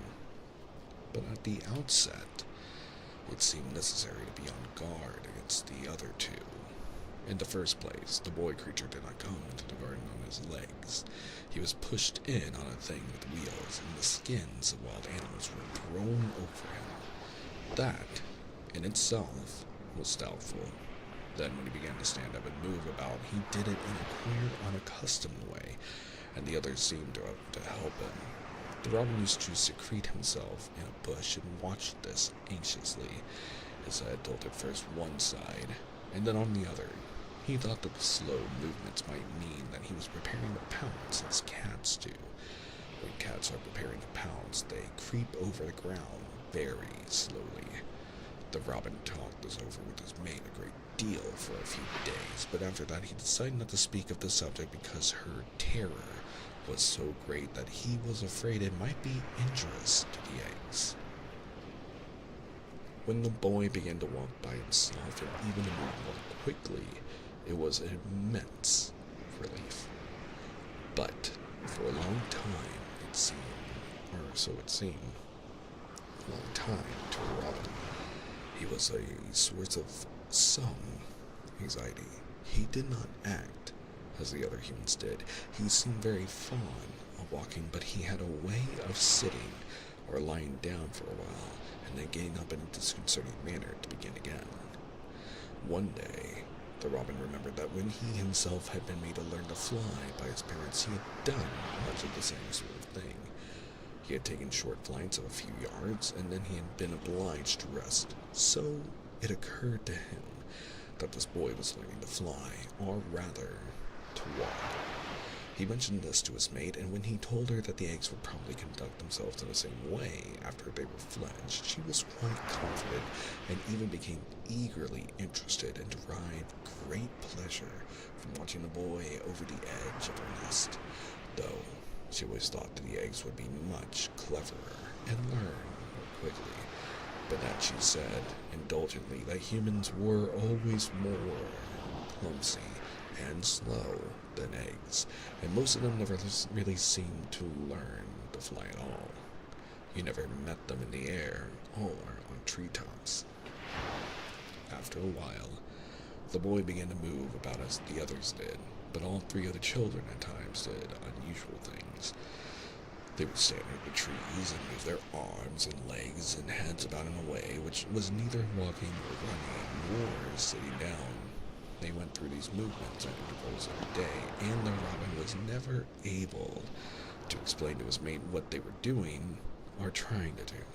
He could only say that he was sure that the eggs would never flap about in such a manner, but as the boy who could speak Robin so fluently was doing the thing with them, birds could be quite sure that the actions were not of a dangerous nature. Of course, neither the Robin nor his mate had ever heard of the champion wrestler Bob Hayward, and his exercises for making the muscles stand out like lumps. Robins are not like human beings. Their muscles are always exercised from the first, and so they develop themselves in a natural manner. If you have to fly about to find every meal you eat, your muscles do not become atrophied. Atrophied means wasted away through want of use. When the boy was walking and running about and digging and weeding like the others, the nest in the corner was brooded over by a great peace and content. Fears for the eggs became things of the past. Knowing that your eggs were as safe as they were locked in a bank vault, and the fact that you could watch so many curious things going on, made setting a most entertaining occupation. On wet days, the egg's mother sometimes felt even a little dull because the children did not come into the garden. But even on wet days, it could not be said that Mary and Colin were dull. One morning, when the rain streamed down unceasingly, and Colin was beginning to feel a little restive, as he was obliged to remain on the sofa because it was not safe to get up and walk about. Mary had an inspiration. Now that I'm a real boy, Colin said, my legs and arms and all my body are so full of magic that I can't keep them still. They want to be doing things all the time. Do you know that when I wake in the morning, Mary, when it's quite early and the birds are just shouting outside and everything seems just shouting for joy, even the trees and things and we can't really hear, I feel as if I might just jump out of bed and shout myself, and if I did it, just think of what would happen. Mary giggled inordinately. The nurse would come running, and Mrs. Medlock would come running, and they would be sure you had gone crazy, and they'd send for the doctor, she said. Colin giggled himself. He could see how they would all look, amazed to see him staring at the bride. I wish my father would come home, he said. I want to tell him myself. I'm always thinking about it, but we couldn't go on like this much longer. I can't stand laying still and pretending. Besides, I look too different. I wish it wasn't raining today. It was then Mistress Mary had her inspiration. About 1,000. Oh, Colin, she began mysteriously, do you know how many rooms are in this house? About 1,000, I suppose, he answered. There's about 100 no one ever goes into, said Mary, and one rainy day I went and looked into ever so many. No one ever knew, though Mrs. Medlock nearly found me out. I lost my way when I was coming back, and I stopped at the end of your corridor. That was the second time I heard you crying.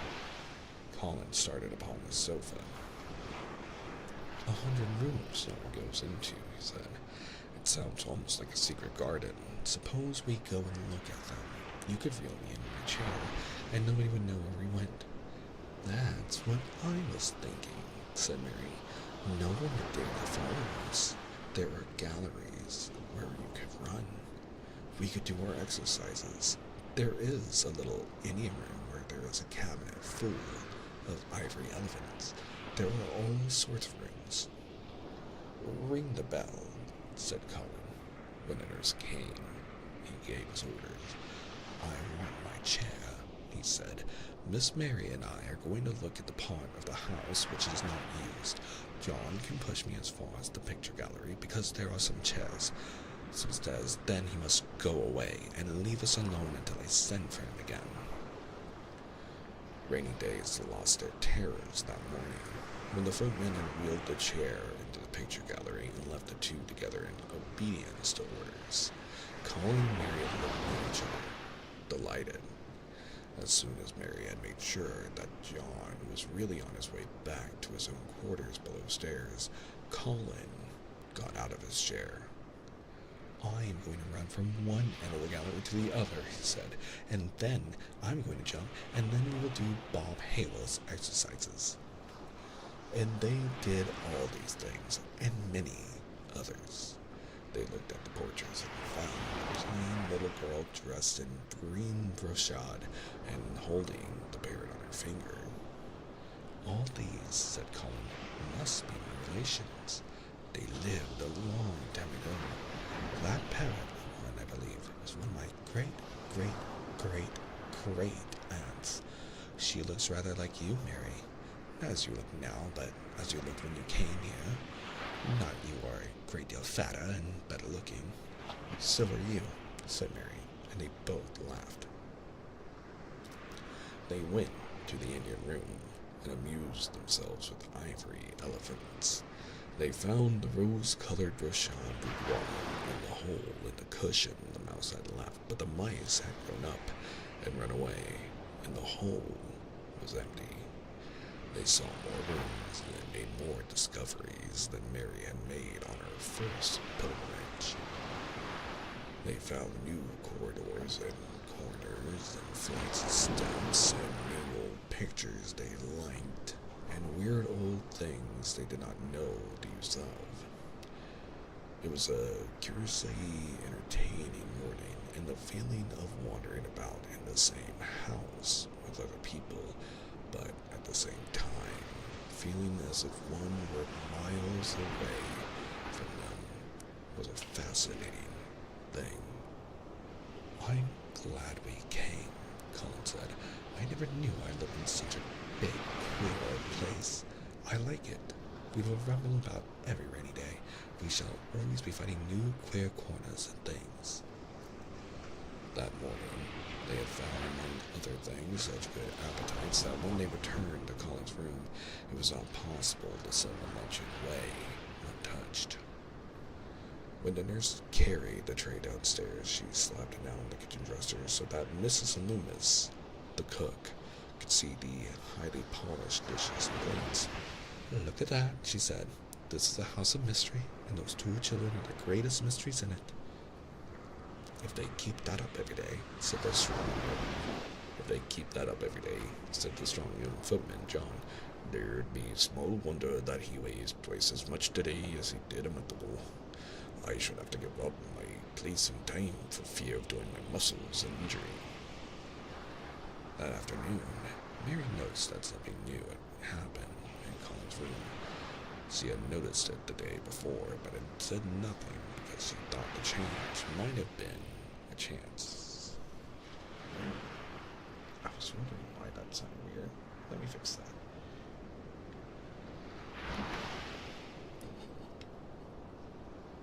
There we go.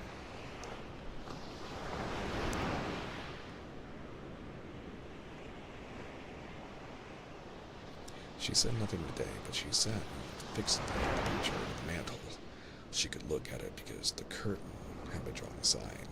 That was the change, she noticed. I know what you want me to tell you, said Colin after she had stared a few minutes. I always know when you want me to tell you something. You were wondering why the curtain is drawn back. I'm going to keep it like that. Why? Asked Mary. Because it doesn't make me angry anymore to see her laughing. I awakened when it was bright moonlight 2 nights ago and felt as if the magic was filling the room and making everything so splendid that I couldn't lie still. I got up and looked out the window. The room was quite light, and there was a patch of moonlight on the curtain, and somehow that made me go and pull the cord. She looked right down at me, as if she were laughing, because she was glad I was standing there. It made me like to look at her. I want to see her laughing like that all the time. I think she must have been a sort of magic person, perhaps. You are so like her now, said Mary, that sometimes I think perhaps you are her ghost made into a boy. That idea seemed to impress Colin. He thought it over and then answered him slowly. If I were a ghost, my father would be fond of me, he said. Do you want him to be fond of you? Inquired Mary. I used to hate it because he was not fond of me. If he grew fond of me, I think I should tell him about the magic. It might make him more cheerful.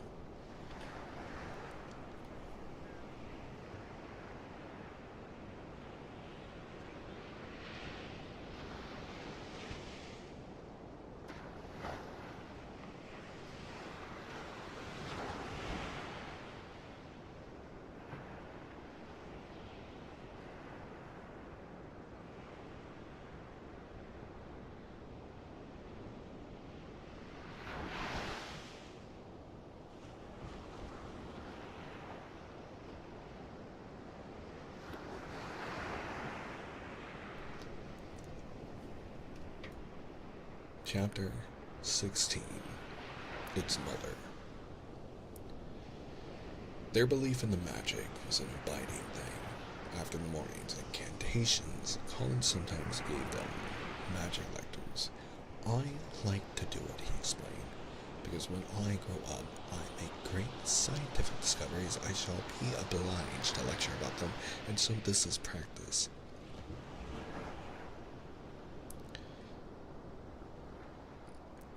Willingham needs to leave me alone.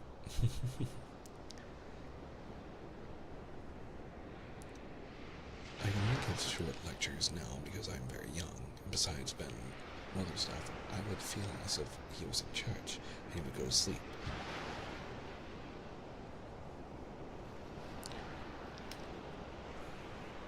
The best thing about lecturing, said Ben, is that a chap can get up and say what he pleases and another chap can answer him back.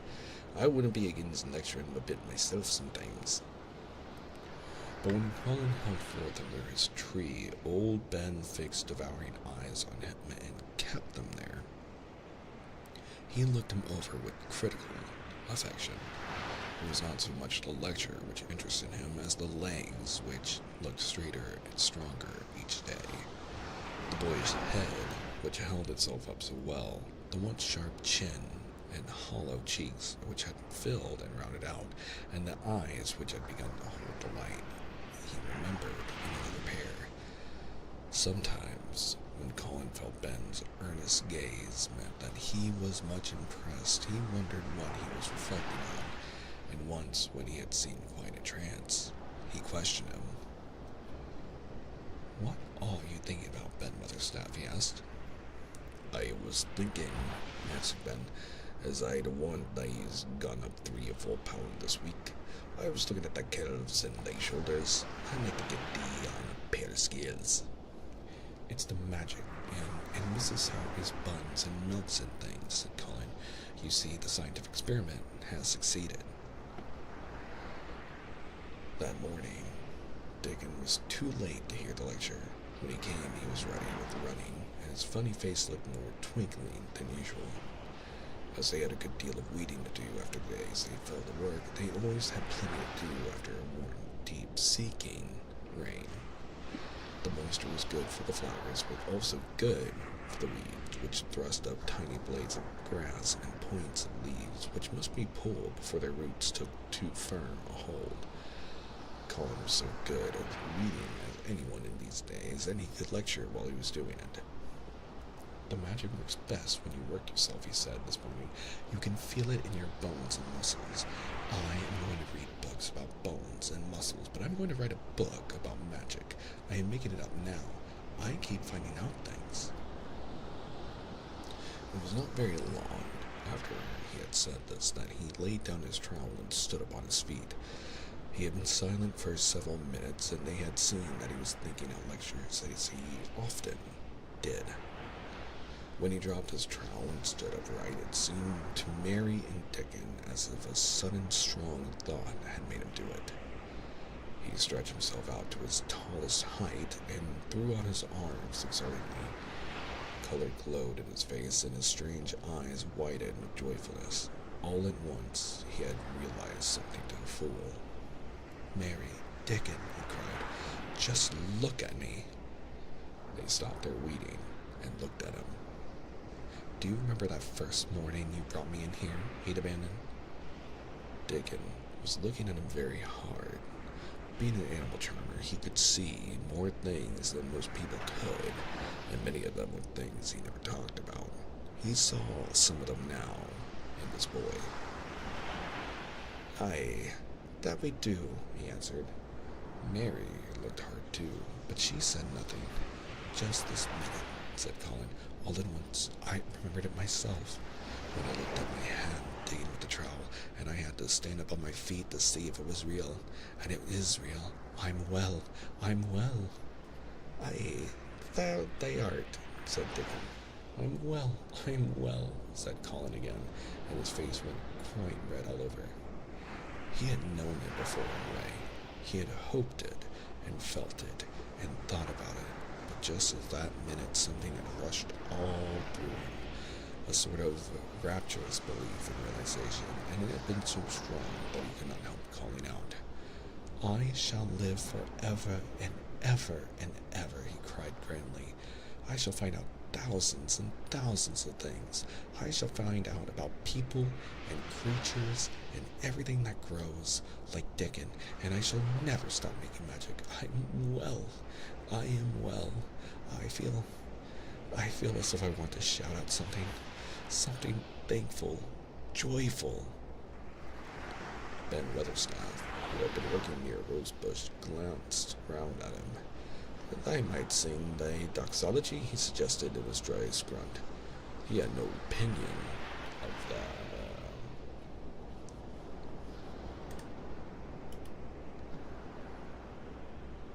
So I can just pull back the page. He had no opinion of the doxology, which, for those of you who do not know, the doxology is a Christian reading. Although you're more of a Methodist Catholic derivative of a somewhat sort of token writing, if I recall correctly off the top of my head. But to continue the story, and he did not make the suggestion with any particular reference. The Colin was of an exploring mind, and he knew nothing about the doxology. "What is that?" he inquired. "Dickon can sing it for the young one," replied Ben Weatherstaff. Dickon answered with his all-perceiving and maternal smile. "They sing it in church," he said. "Mother says she believes in the sky like sings it when Nick gets up in the morning." "If she says that, it must be a nice song," Colin answered. "I've never been in a church myself. I was always too ill. Sing it, Dickon. I want to hear it." Dickon was quite simple and unaffected about it. He understood what Colin felt better than Colin did himself. He understood by a sort of instinct so natural that he did not know it was understanding. He pulled off his cap and looked round still, smiling. "They must take off that cap," he said to Colin, "and so must they, Ben, and they mun stand up they nose." Colin took off his cap, and the sun shone on and warmed his thick hair as he watched Dickon intently. Ben Weatherstaff scrambled up from his knees and bared his head, too, with a sort of puzzled, half-resentful look on his old face, as if he didn't know exactly why he was doing this remarkable thing. Dickon stood among the trees and rose bushes, and began to sing in a quite simple matter-of-fact way, in a strong boy voice. I haven't sung this myself in quite some time. "Praise God from whom all blessings flow. Praise Him, all creatures here below. Praise Him above, ye heavenly hosts. Praise Father, Son, and Holy Ghost. Amen."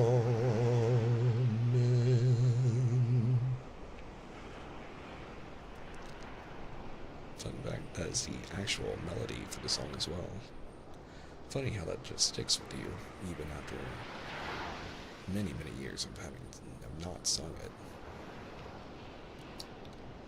When he had finished, Ben Weatherstaff was standing quite still with his jaw set obstinately, but with a disturbed look in his eyes fixed on Colin. Colin's face was thoughtful and appreciative. "It is a very nice song," he said. "I like it. Perhaps it means just what I mean when I want to shout out that I am thankful to magic." He stopped and thought in a puzzled way. Perhaps they are both the same thing. How can we know the exact names of everything? Sing it again, Dickon. Let us try, Mary. I want to sing it too. It's my song. How does it begin? Praise God from whom all blessings flow. And they sang it again, and Mary and Colin lifted their voices as musically as they could. What a cute painting.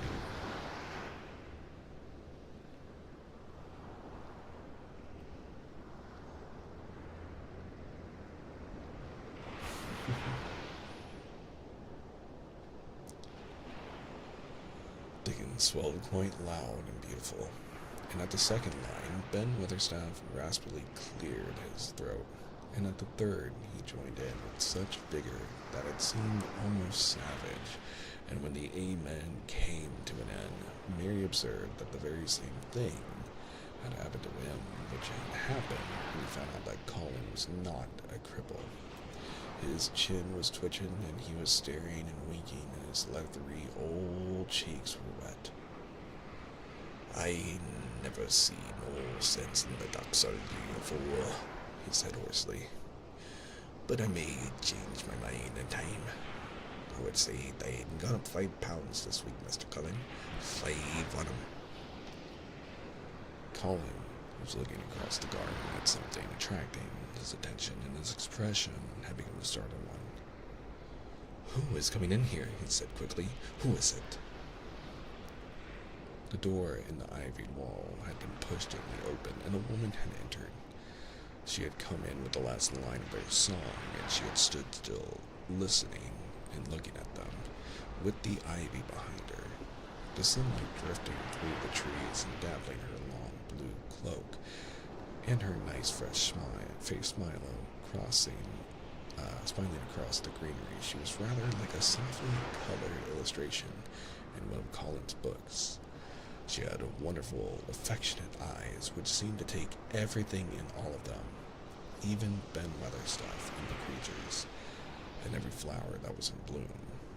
Unexpectedly as she had appeared, not one of them felt that she was an intruder at all.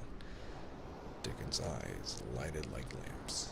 It's Mother, that's who it is, he cried, and he went across the grass at a run. Colin began to move toward her too, and Mary went with him. They both felt their pulses beat faster. It's Mother, Dickon said again when they met halfway. I know what I wanted to see her, and I told her but the door was hid. Colin held out his hand with a sort of flushed royal shyness, but his eyes quite devoured her face. Even when I was ill, I wanted to see you, he said. You and Dickon and the secret garden. I never wanted to see anyone or anything before. The sight of his uplifted face brought about a sudden change in her own. She flushed, and the corners of her mouth shook, and a mist seemed to sweep over her eyes. Aye, dear lad, she broke out tremulously. Ah, dear lad, as if she had not known she was going to say it. She did not say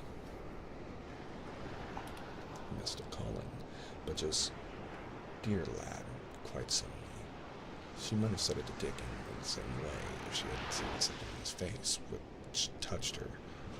Colin liked it. Are you surprised because I'm so well? He asked. She put her hand on his shoulder and smiled the mist at her eyes.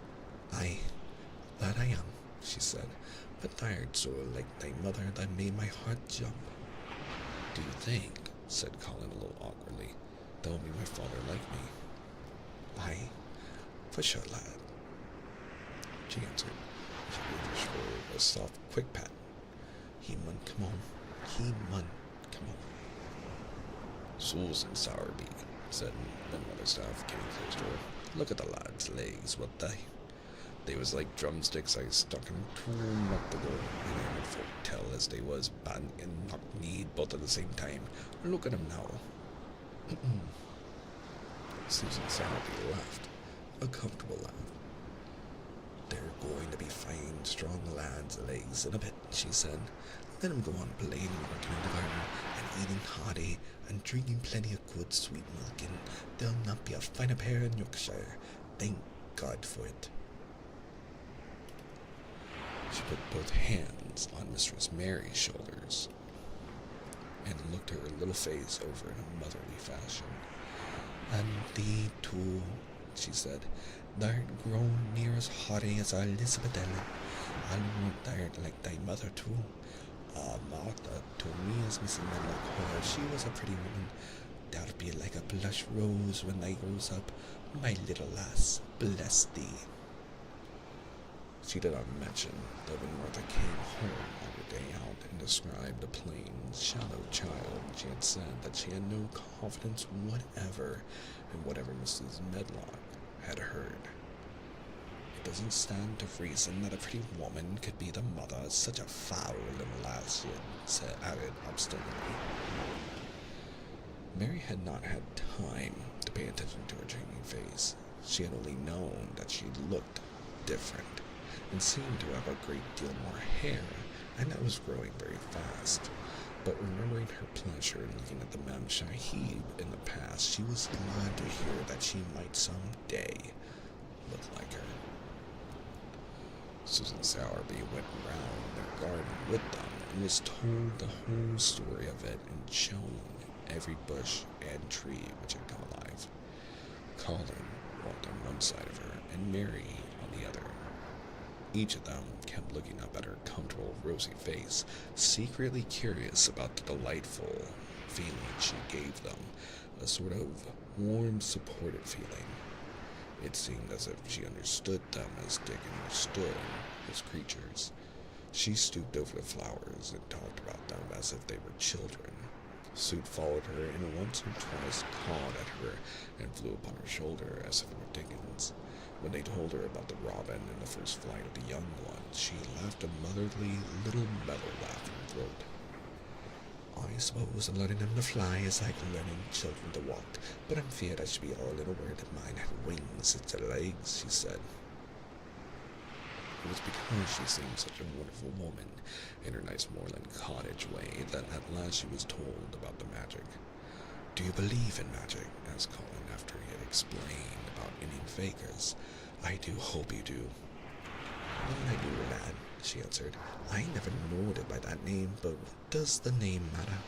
And won't they call it a different name in France and a different one in Germany? The same thing as set the seed swelling and the sun shining made thee a well, lad, and it's the good thing. It isn't like us poor fools as think it matters if us is called out of our names. The big good thing doesn't stop to worry it, bless thee. It goes on making worlds by the million, worlds like us. Never thee stop believing in the big good thing, and knowing the world's full of it, and then call it what they likes. They weren't seeing to it when I come into the garden.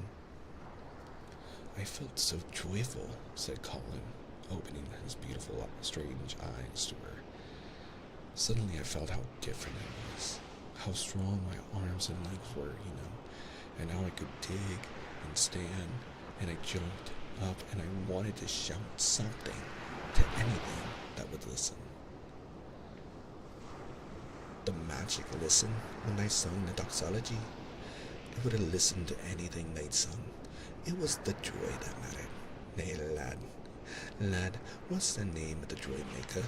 And she gave his shoulders a quick soft pat again. She had packed a basket which held a regular feast this morning, and when the hungry hour came and Dickon brought it out from its hiding place, she sat down with them under their tree and watched them devour their food, laughing and quite gloating over their appetites. She was full of fun and made them laugh at all sorts of odd things. She told them stories in broad Yorkshire and taught them new words. She laughed as if she could not help it, and they told her of the increasing difficulty it was in pretending that Colin was still a fretful invalid. You see, we can't help laughing nearly all the time when we are together, explained Colin. And it doesn't sound well at all if we try to trick it back, but it will burst out, and that sounds worse than ever. There's one thing that comes into mind so often, said Mary, and I can scarcely ever hold it when I think of it suddenly. I keep thinking, suppose Colin's face should get to look like a full moon. It doesn't like one yet, but he gets a tiny bit fatter every day. And suppose some morning it should look like one. What should we do? Bless us all, I can see that he has a good bit of play acting to do, said Susan Sowerby, but they won't have to keep it up much longer. Mr. Craven will come home. Do you think he will? Asked Colin. Why? Susan Sowerby chuckled softly. I suppose it would may break thy heart if he found out before they told him in thy own way, she said. They's laid awake nights planning it. I couldn't bear anyone else to tell him, said Colin. I think about different ways every day. I think now I just want to run into his room. That'd be a fine start for him, said Susan Sowerby. I'd like to see his face, lad. I would that. He mun come back. That he mun. One of the things they talked of was the visit they were to make to her cottage. They planned it all. They were to drive over the moor and lunch outdoors from the heather. They would see all the 12 children in Dickens' garden and would not come back until they were tired. Susan Sowerby got up at last to return to the house, and Mrs. Medlock. It was time for Colin to be wheeled back also. But before he got into his chair, he stood quite close to Susan and fixed his eyes on her with a kind of bewildered adoration. And he suddenly caught hold of the fold of her blue cloak and held it fast. "You are just what I wanted," he said. "I wish you were my mother, as well as Dickens." All at once, Susan Sowerby bent down and drew him with her warm arms close against the bosom under the blue cloak, as if he had been Dickens' brother. The quick mist swept over her eyes. "Ah, dear lad," she said, "thy own mother's in this here very garden, I do believe. She couldn't keep out of it. Thy father mun come back to thee. He mun."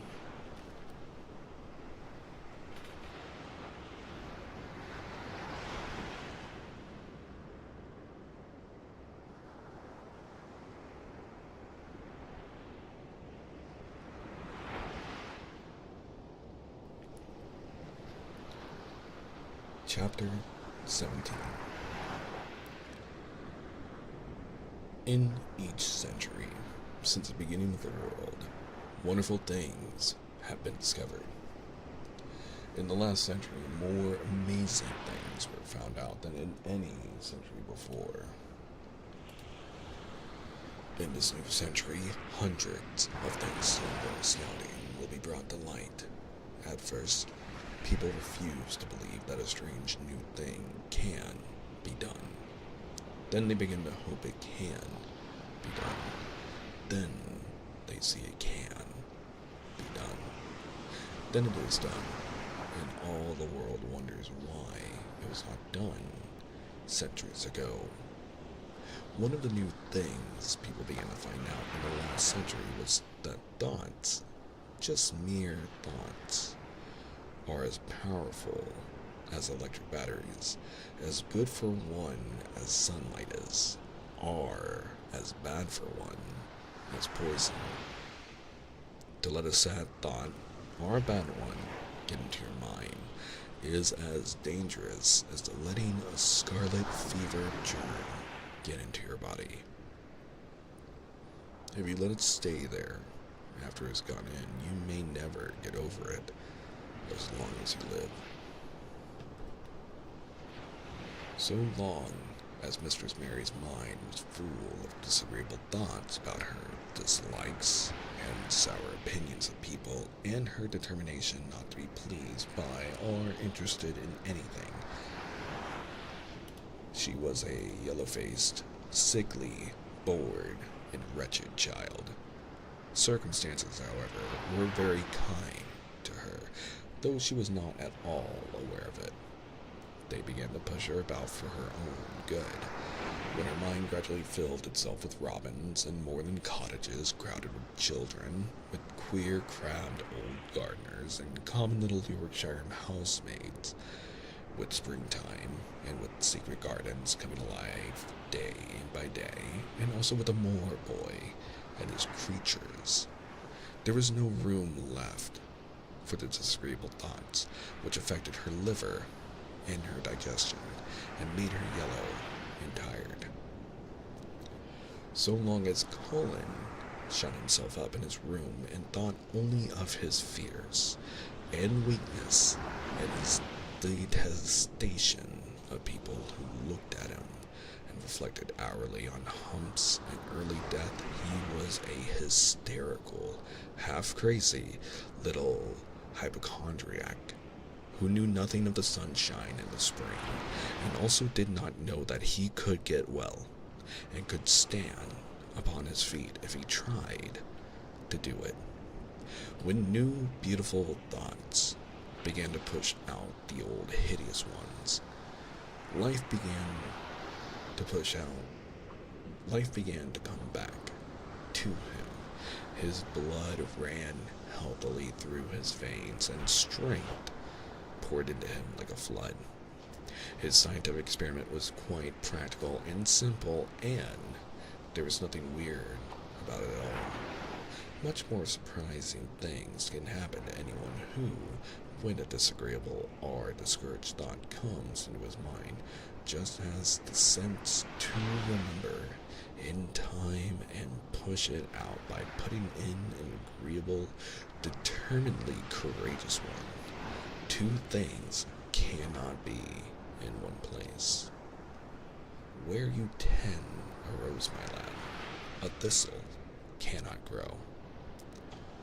While the secret garden was coming alive and two children were coming alive with it, there was a man wandering about certain faraway beautiful places in the Norwegian fjords and the valleys and mountains of Switzerland, and he was a man for 10 years had kept his mind filled with dark and heartbroken thinking. He had not been courageous. He had never tried to put any other thoughts in the place of the dark one. He had wandered by blue lakes and thought them. He had lain on mountainsides with sheets of deep blue gentians blooming all about him, and flower breaths filling all the air, and he had thought them.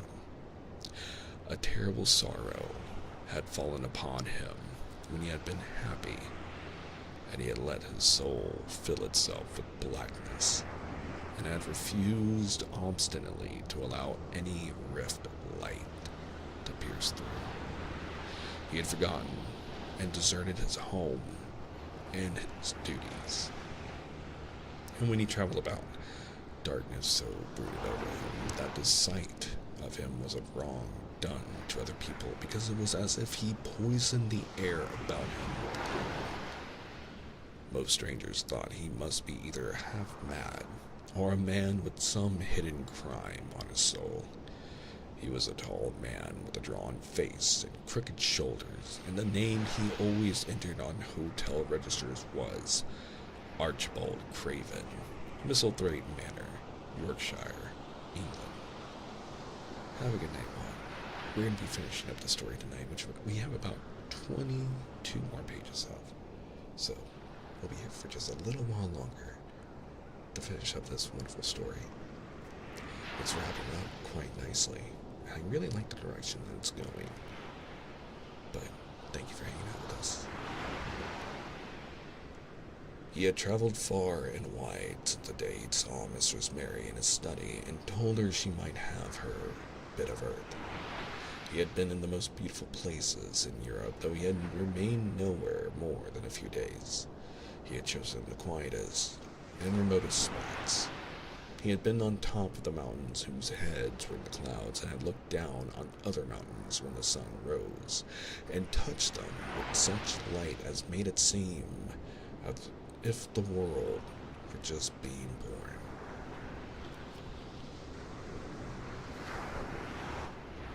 But the light had never seemed to touch himself, until one day when he realized that for the first time in 10 years a strange thing had happened.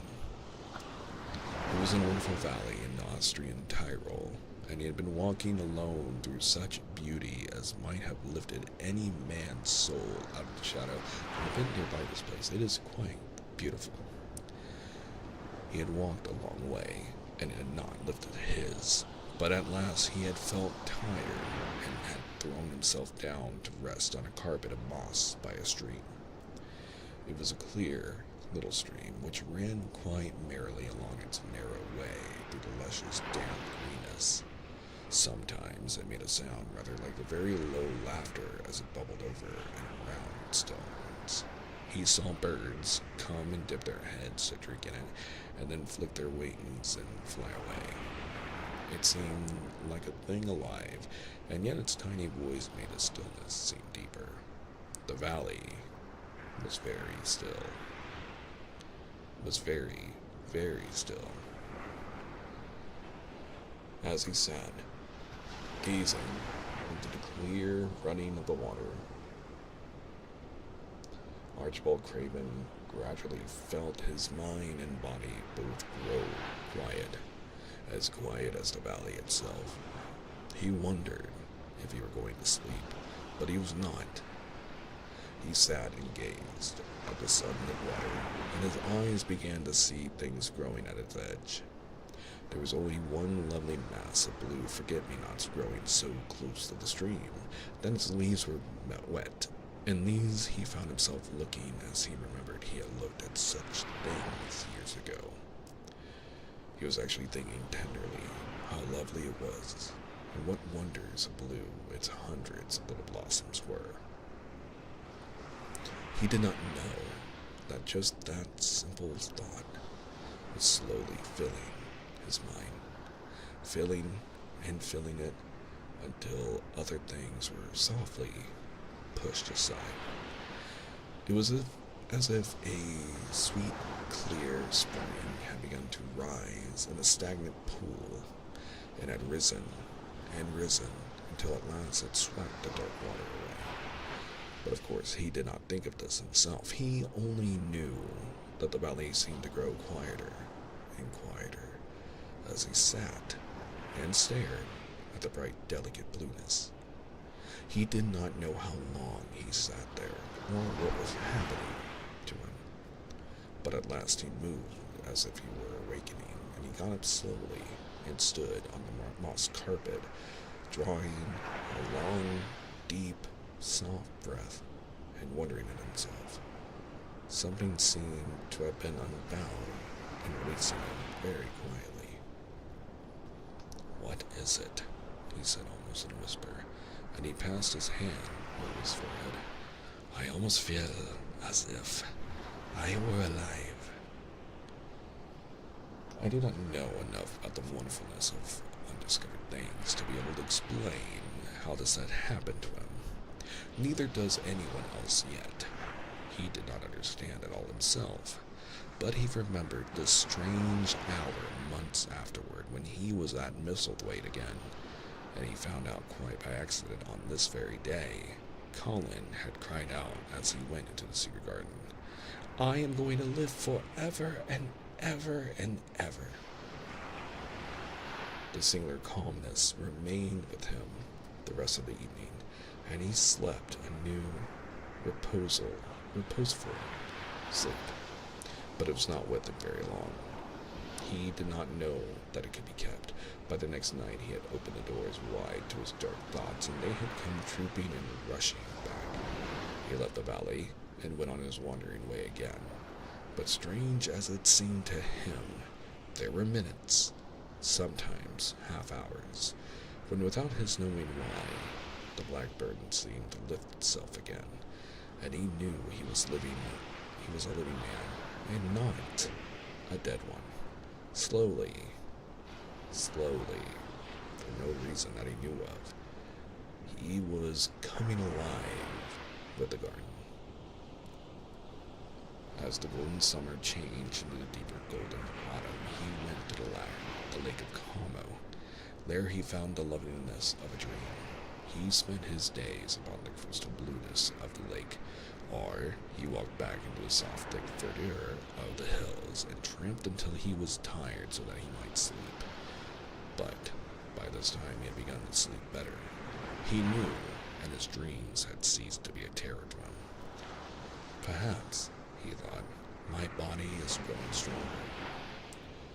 It was growing stronger, but because of the rare peaceful hours when his thoughts were changed, his soul was slowly growing stronger too.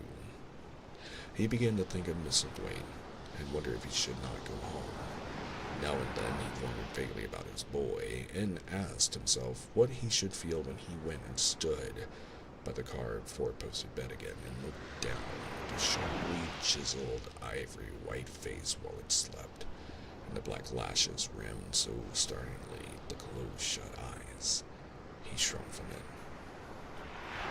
One marvel of a day, he had walked so far that when he returned the moon was high and full, and the world was purple shadow and silver. The stillness of lake and shore and wood was so wonderful that he did not go into the villa he lived in. He walked down to a little bowered terrace at the water's edge and sat upon a seat and breathed in all the heavenly scents of the night. He felt this strange calmness stealing over him, and it grew deeper and deeper until he fell asleep. He did not know when he fell asleep, and when he began to dream, his dream was so real that he did not feel as if he were dreaming. He remembered afterward how intensely wide awake and alert he had thought he was. He thought that as he sat and breathed in the scent of the late roses and listened to the lapping of the water at his feet, he had heard a voice calling. It was sweet and clear and happy and far away. It seemed very far, but he heard it as distinctly as if he had been at his very side. Archie. Archie. Archie, it said, and then again sweeter and clearer than before. Archie. Archie. He thought he sprang to his feet, not even startled. It was such a real voice, and it seemed so natural that he should hear it. Lilius. Lilius, he answered. Lilius, where are you? In the garden. It came back like a sound from the old fruit. In the garden. And then the dream ended. But he did not awaken. He slept soundly and sweetly all through the lovely night. When he did awake at last, it was brilliant morning, and a servant was standing staring at him. He was an Italian servant and was accustomed, as all the servants of the villa were, to accepting without question any strange thing his foreign master might do. No one ever knew when he would go out or come in, or where he would choose to sleep, or if he would roam about the garden or lie in the boat on the lake all night. The man held a salver with some letters on it, and he waited patiently quietly until Mr. Craven took them. When he had gone away, Mr. Craven sat a few moments, holding them in his hand and looking at the lake. His strange calm was still upon him, and something more. A lightness, as if the cruel thing which had been done had not happened, as he thought. As if something had changed. He was remembering the dream. The real dream. In the garden, he said, wondering to himself. In the garden. But the door is locked, and the key is buried deep. When he glanced at the letters a few minutes later, he saw that the one line at the top of the rest was an English letter and came from Yorkshire. It was directed in a plain woman's hand, but it was not a hand he knew. He opened it, scarcely thinking of the writer, but the first words attracted his attention at once. Dear sir, I am Susan Sowerby, that made bold to speak to you once on the moor. It was about Miss Mary I spoke. I will make bold to speak again. Please, sir, I will come home without you. I think you would be glad to come in, if you'll excuse me, sir. I think your lady would ask you to come if she was here. Your obedient servant, Susan Sowerby. Mr. Craven read the letter twice before he put it back in its envelope. He kept thinking about the dream. I will go back to Misselthwaite, he said. Yes, I'll go at once. And he went through the garden to the villa, and ordered Pitcher to prepare for his return to England. In a few days he was in Yorkshire again, and on his long railroad journey he found himself thinking of his boy as he had never thought in all the 10 years past. During those years he had only wished to forget him. Now, though he did not intend to think about him, memories of him constantly drifted into his mind. He remembered the black days when he had raved like a madman because the child was alive and the mother was dead. He had refused to see it, and we had gone to look at it at last, and it had been such a weak, wretched thing that everyone had been sure it would die in a few days. But to the surprise of those who took care of it, the days passed and it lived, and then everyone believed it would be a deformed and crippled creature. He had not meant to be a bad father, but he had not felt like a father at all. He had supplied doctors and nurses and luxuries, but he had shrunk from the mere thought of the boy and had buried himself in his own misery. The first time after a year's absence, he returned to Misselthwaite, and the small, miserable-looking thing languidly and indifferently lifted his face. The great gray eyes with black lashes round them, so like and yet so horribly unlike the happy eyes he had adored. He could not bear the sight of them and turned away, pale as death. After that, he scarcely ever saw him, except when he was asleep, and all he knew of him was that he was a confirmed invalid, with a vicious, hysterical, half-insane temper. He could only be kept from furies dangerous to himself by being given his own way in every detail. All this was not an uplifting thing to recall, but as the train whirled him through mountain passes and golden plains, the man who was coming alive began to think in a new way. He thought long and steadily and deeply. Perhaps I have been wrong for 10 years, he said to himself. 10 years is a long time. It may be too late to do anything, quite too late. What have I been thinking of? Of course, this was the wrong magic. To begin by saying, too late. Even Colin could have told him that, but he knew nothing of magic, either black or white. This he had yet to learn. He wondered if Susan Sowerby had taken courage and written to him only because the motherly creature had realized that the boy was much worse, was fatally ill. He had not been under the spell of the curious calmness which had taken possession of him. If he had not been under the spell of the curious calmness which had taken possession of him, he would have been more wretched than ever. But the calm had brought a sort of courage and hope with it. Instead of giving way to the thoughts of the worst he actually found, he was trying to believe in better things. Could it be impossible that she sees that I may be able to do him good and control him, he thought. I will go and see on my way to Misselthwaite. But when on his way across the moor, he stopped the carriage at the cottage. 7 or 8 children who were playing about gathered in a group. Bobbing 7 or 8 friendly and polite curtsies told him that their mother had gone to the other side of the moor early in the morning to help a woman who had a new baby. Our Dickon, they volunteered, was over at the manor working in one of the gardens where he went several days each week. Mr. Craven looked over the collection of sturdy little bodies and round red-cheeked faces, each one grinning in its own particular way, and he woke to the fact that they were a healthy, likable lot. He smiled at their friendly grins and took a golden sovereign from his pocket and gave it to our Elizabeth Ellen, who was the oldest. If you divide that into 8 pots, there will be half a crown for each of you, he said.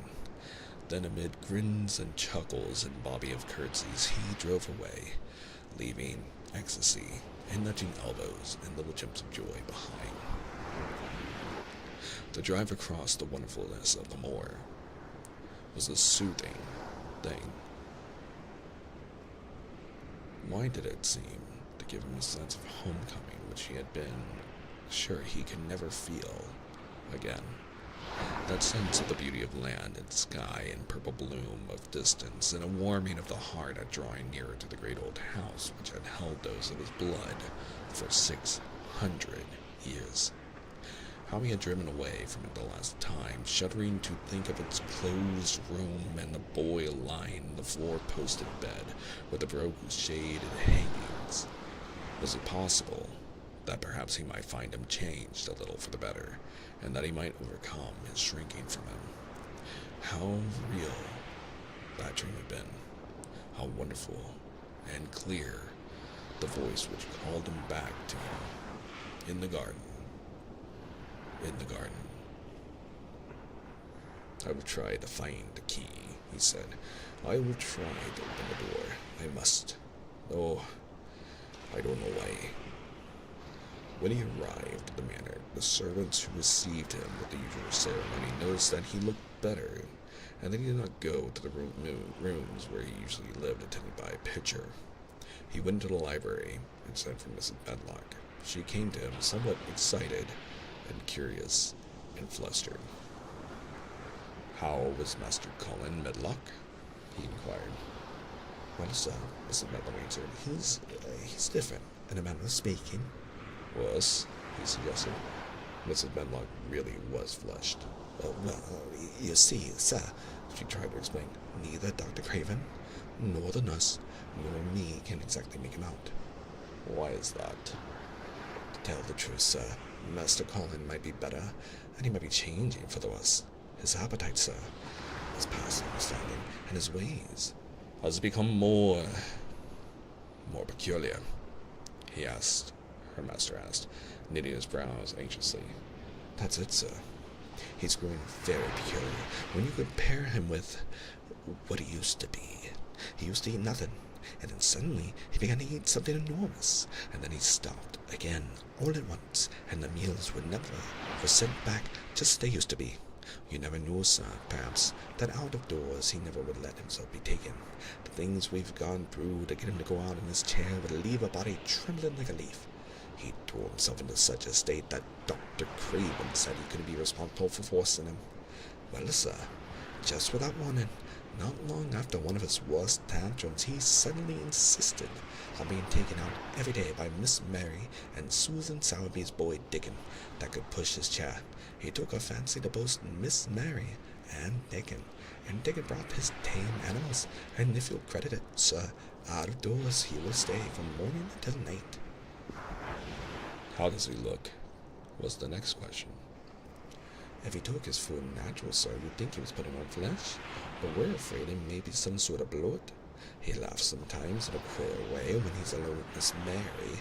He never used to laugh at all. Dr. Craven is coming to see you at once, if you allow him. He never was as puzzled in his life. Where is Master Colin now? Mr. Craven asked. In the garden, sir. He's always in the garden, though not a human creature is allowed to go near for fear to look at him. Mr. Craven scarcely heard her last words. In the garden, he said, and after he had sent Mrs. Medlock away, he stood and repeated it again and again. In the garden. He had to make an effort to bring himself back to the place he was standing in, and when he felt he was on earth again, he turned and went out of the room. He took his way, as Mary had done, through the door in the shrubbery, and among the laurels and the fountain beds. The fountain was playing now, and was encircled by beds and brilliant autumn flowers.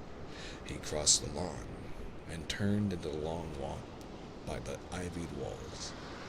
He did not walk quickly, but slowly, and his eyes were on the path. He felt as if he were being drawn back to the place he had so long forsaken, and he did not know why. As he drew near to it, his step became still more slow. He knew where the door was, even though the ivy hung thick over it, but he did not know exactly where it lay, that buried key. So he stopped and stood still, looking about him.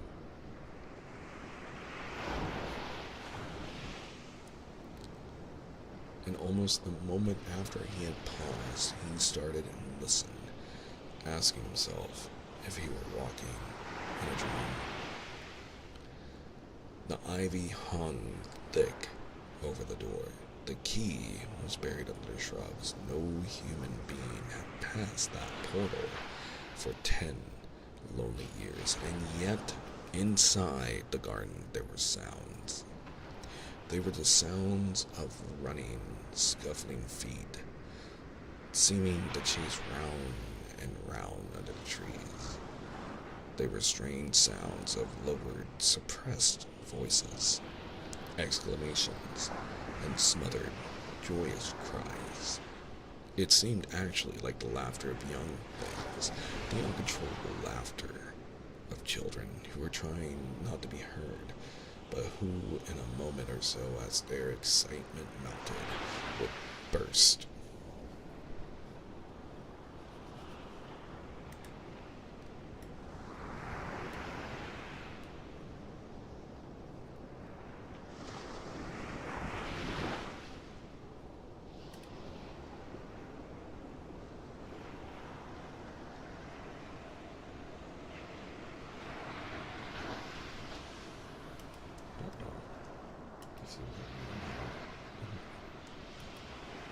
Come where when the pages don't want to lose again, but that's okay. We can fix that.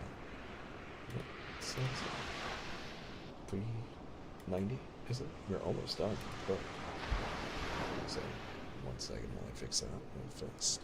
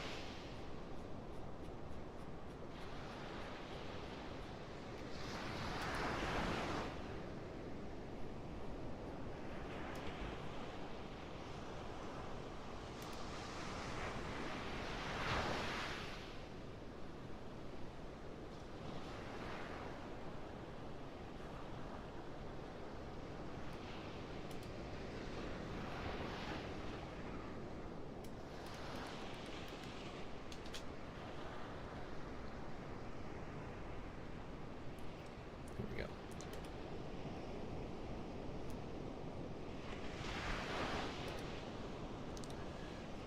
Here goes.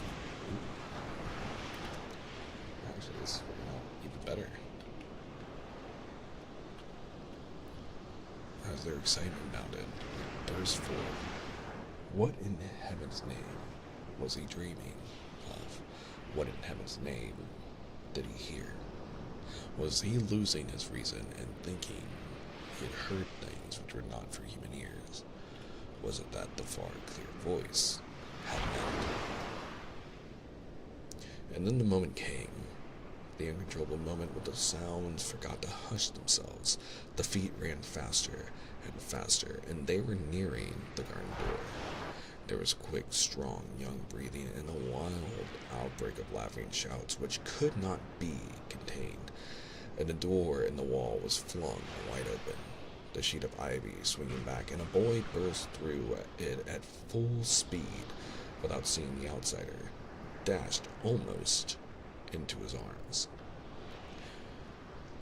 Mr. Craven had extended them just in time to save him from falling as a result of his unseen dash against him, and when he hauled him away to look at him in amazement at his being there, he truly gasped for breath. He was a tall boy, and a handsome one. He was glowing with life, and his running had sent splendid color leaping to his face. He threw the thick hair back from his forehead and lifted a pair of strange gray eyes full of boyish laughter and rimmed with black lashes like a fringe. It was the eyes which made Mr. Craven gasp for breath.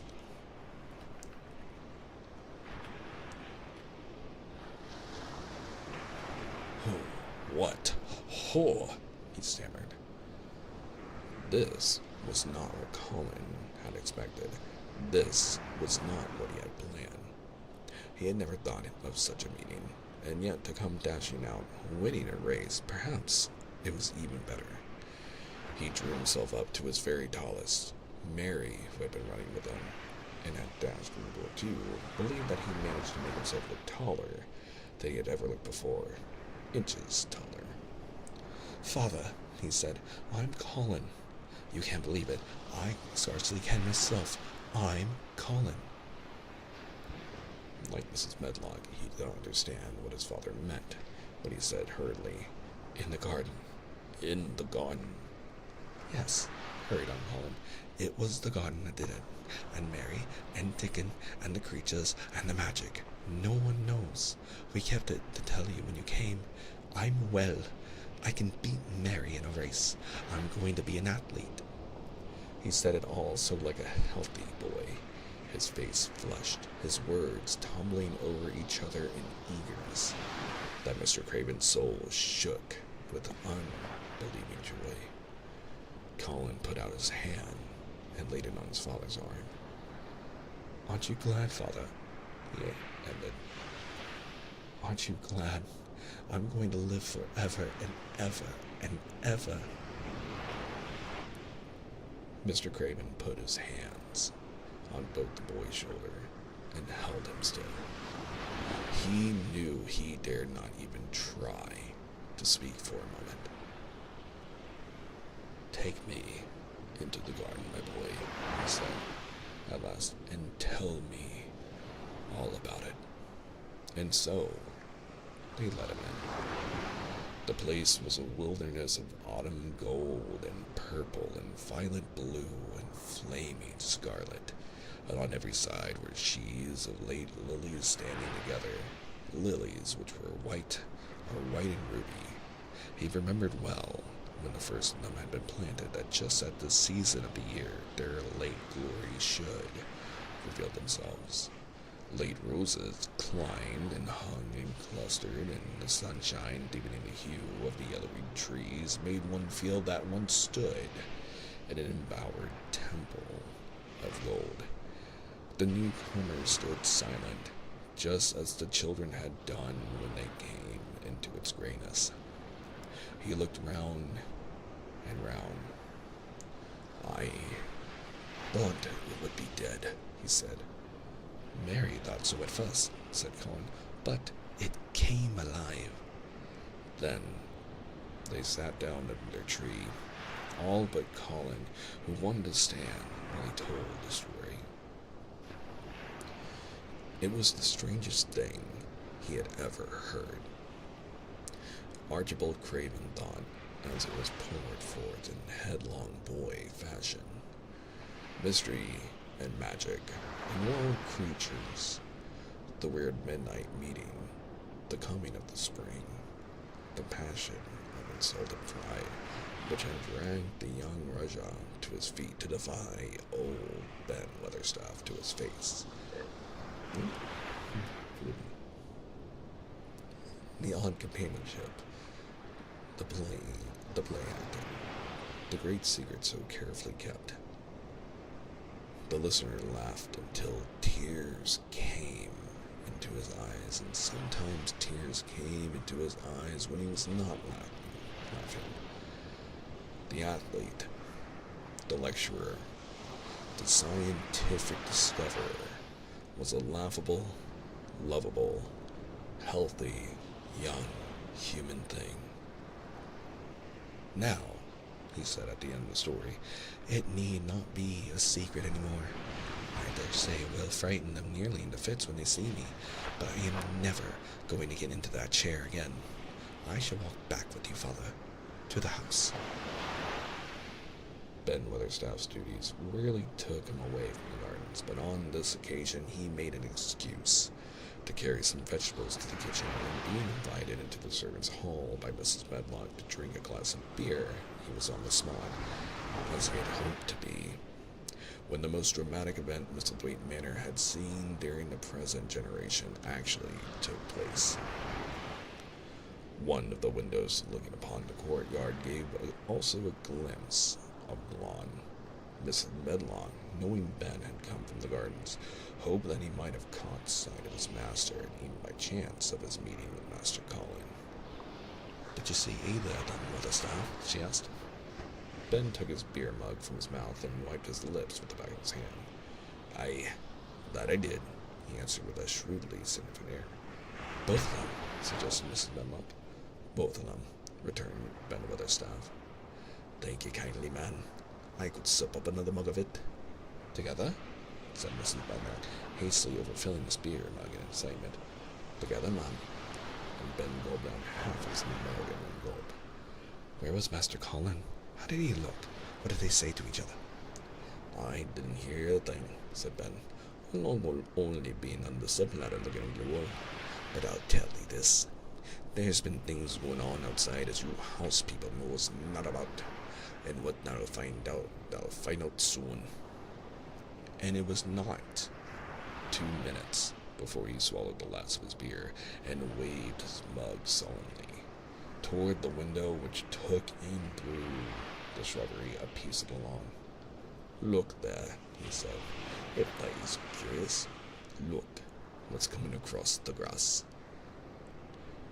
When Mrs. Medlock looked, she threw up her hands and gave a little shriek, and every man and woman servant within hearing bolted across the servants' hall and stood looking through the window with their eyes almost starting out of their heads. Across the lawn came the master of Misselthwaite, and he looked as many of them had never seen him, and by his side, with his head up in the air and his eyes full of laughter, walked as strongly and steadily as any boy in Yorkshire, Master Colin. The end.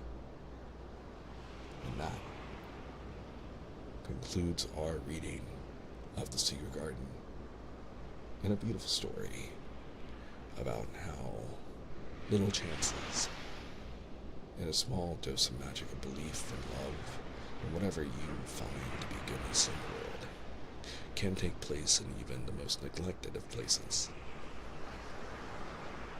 That maybe a little bit of daylight and touching grass can help everyone bring it to a small smile, and if nurtured and allowed to bloom, can help push out anxieties or fears or any darkness that the world tries to send our way or try to make us feel like we're not in control of. A beautiful story, truly. And that is the end of the stream. If you came in late and would like to hear the rest of the story and how we learn the magic of a secret garden, this will be a VOD, as will be ending shortly, and will be placed in the ASMR playlist where we keep other readings. This is part 6 of a 6-part reading of The Secret Garden, so you can listen from the very beginning in order if you so wish through the playlist. We also have readings of Peter and Wendy, the original Peter Pan, and readings of Alice in Wonderland, Through the Looking Glass, and The Wizard of Oz. We'll be ending here for the night, and I do thank everyone for hanging out and spending time with me. We'll have a new story starting next Tuesday, although I will be taking a break for a week to celebrate my birthday. I will announce that. Tomorrow we will return with playing The Legend of Zelda The Minish Cap, and on Saturday we will have a fun event to celebrate this catboy's birthday. But until then, thank you all for spending time with me tonight, and I hope you enjoy your evening and your rest. Have a good night.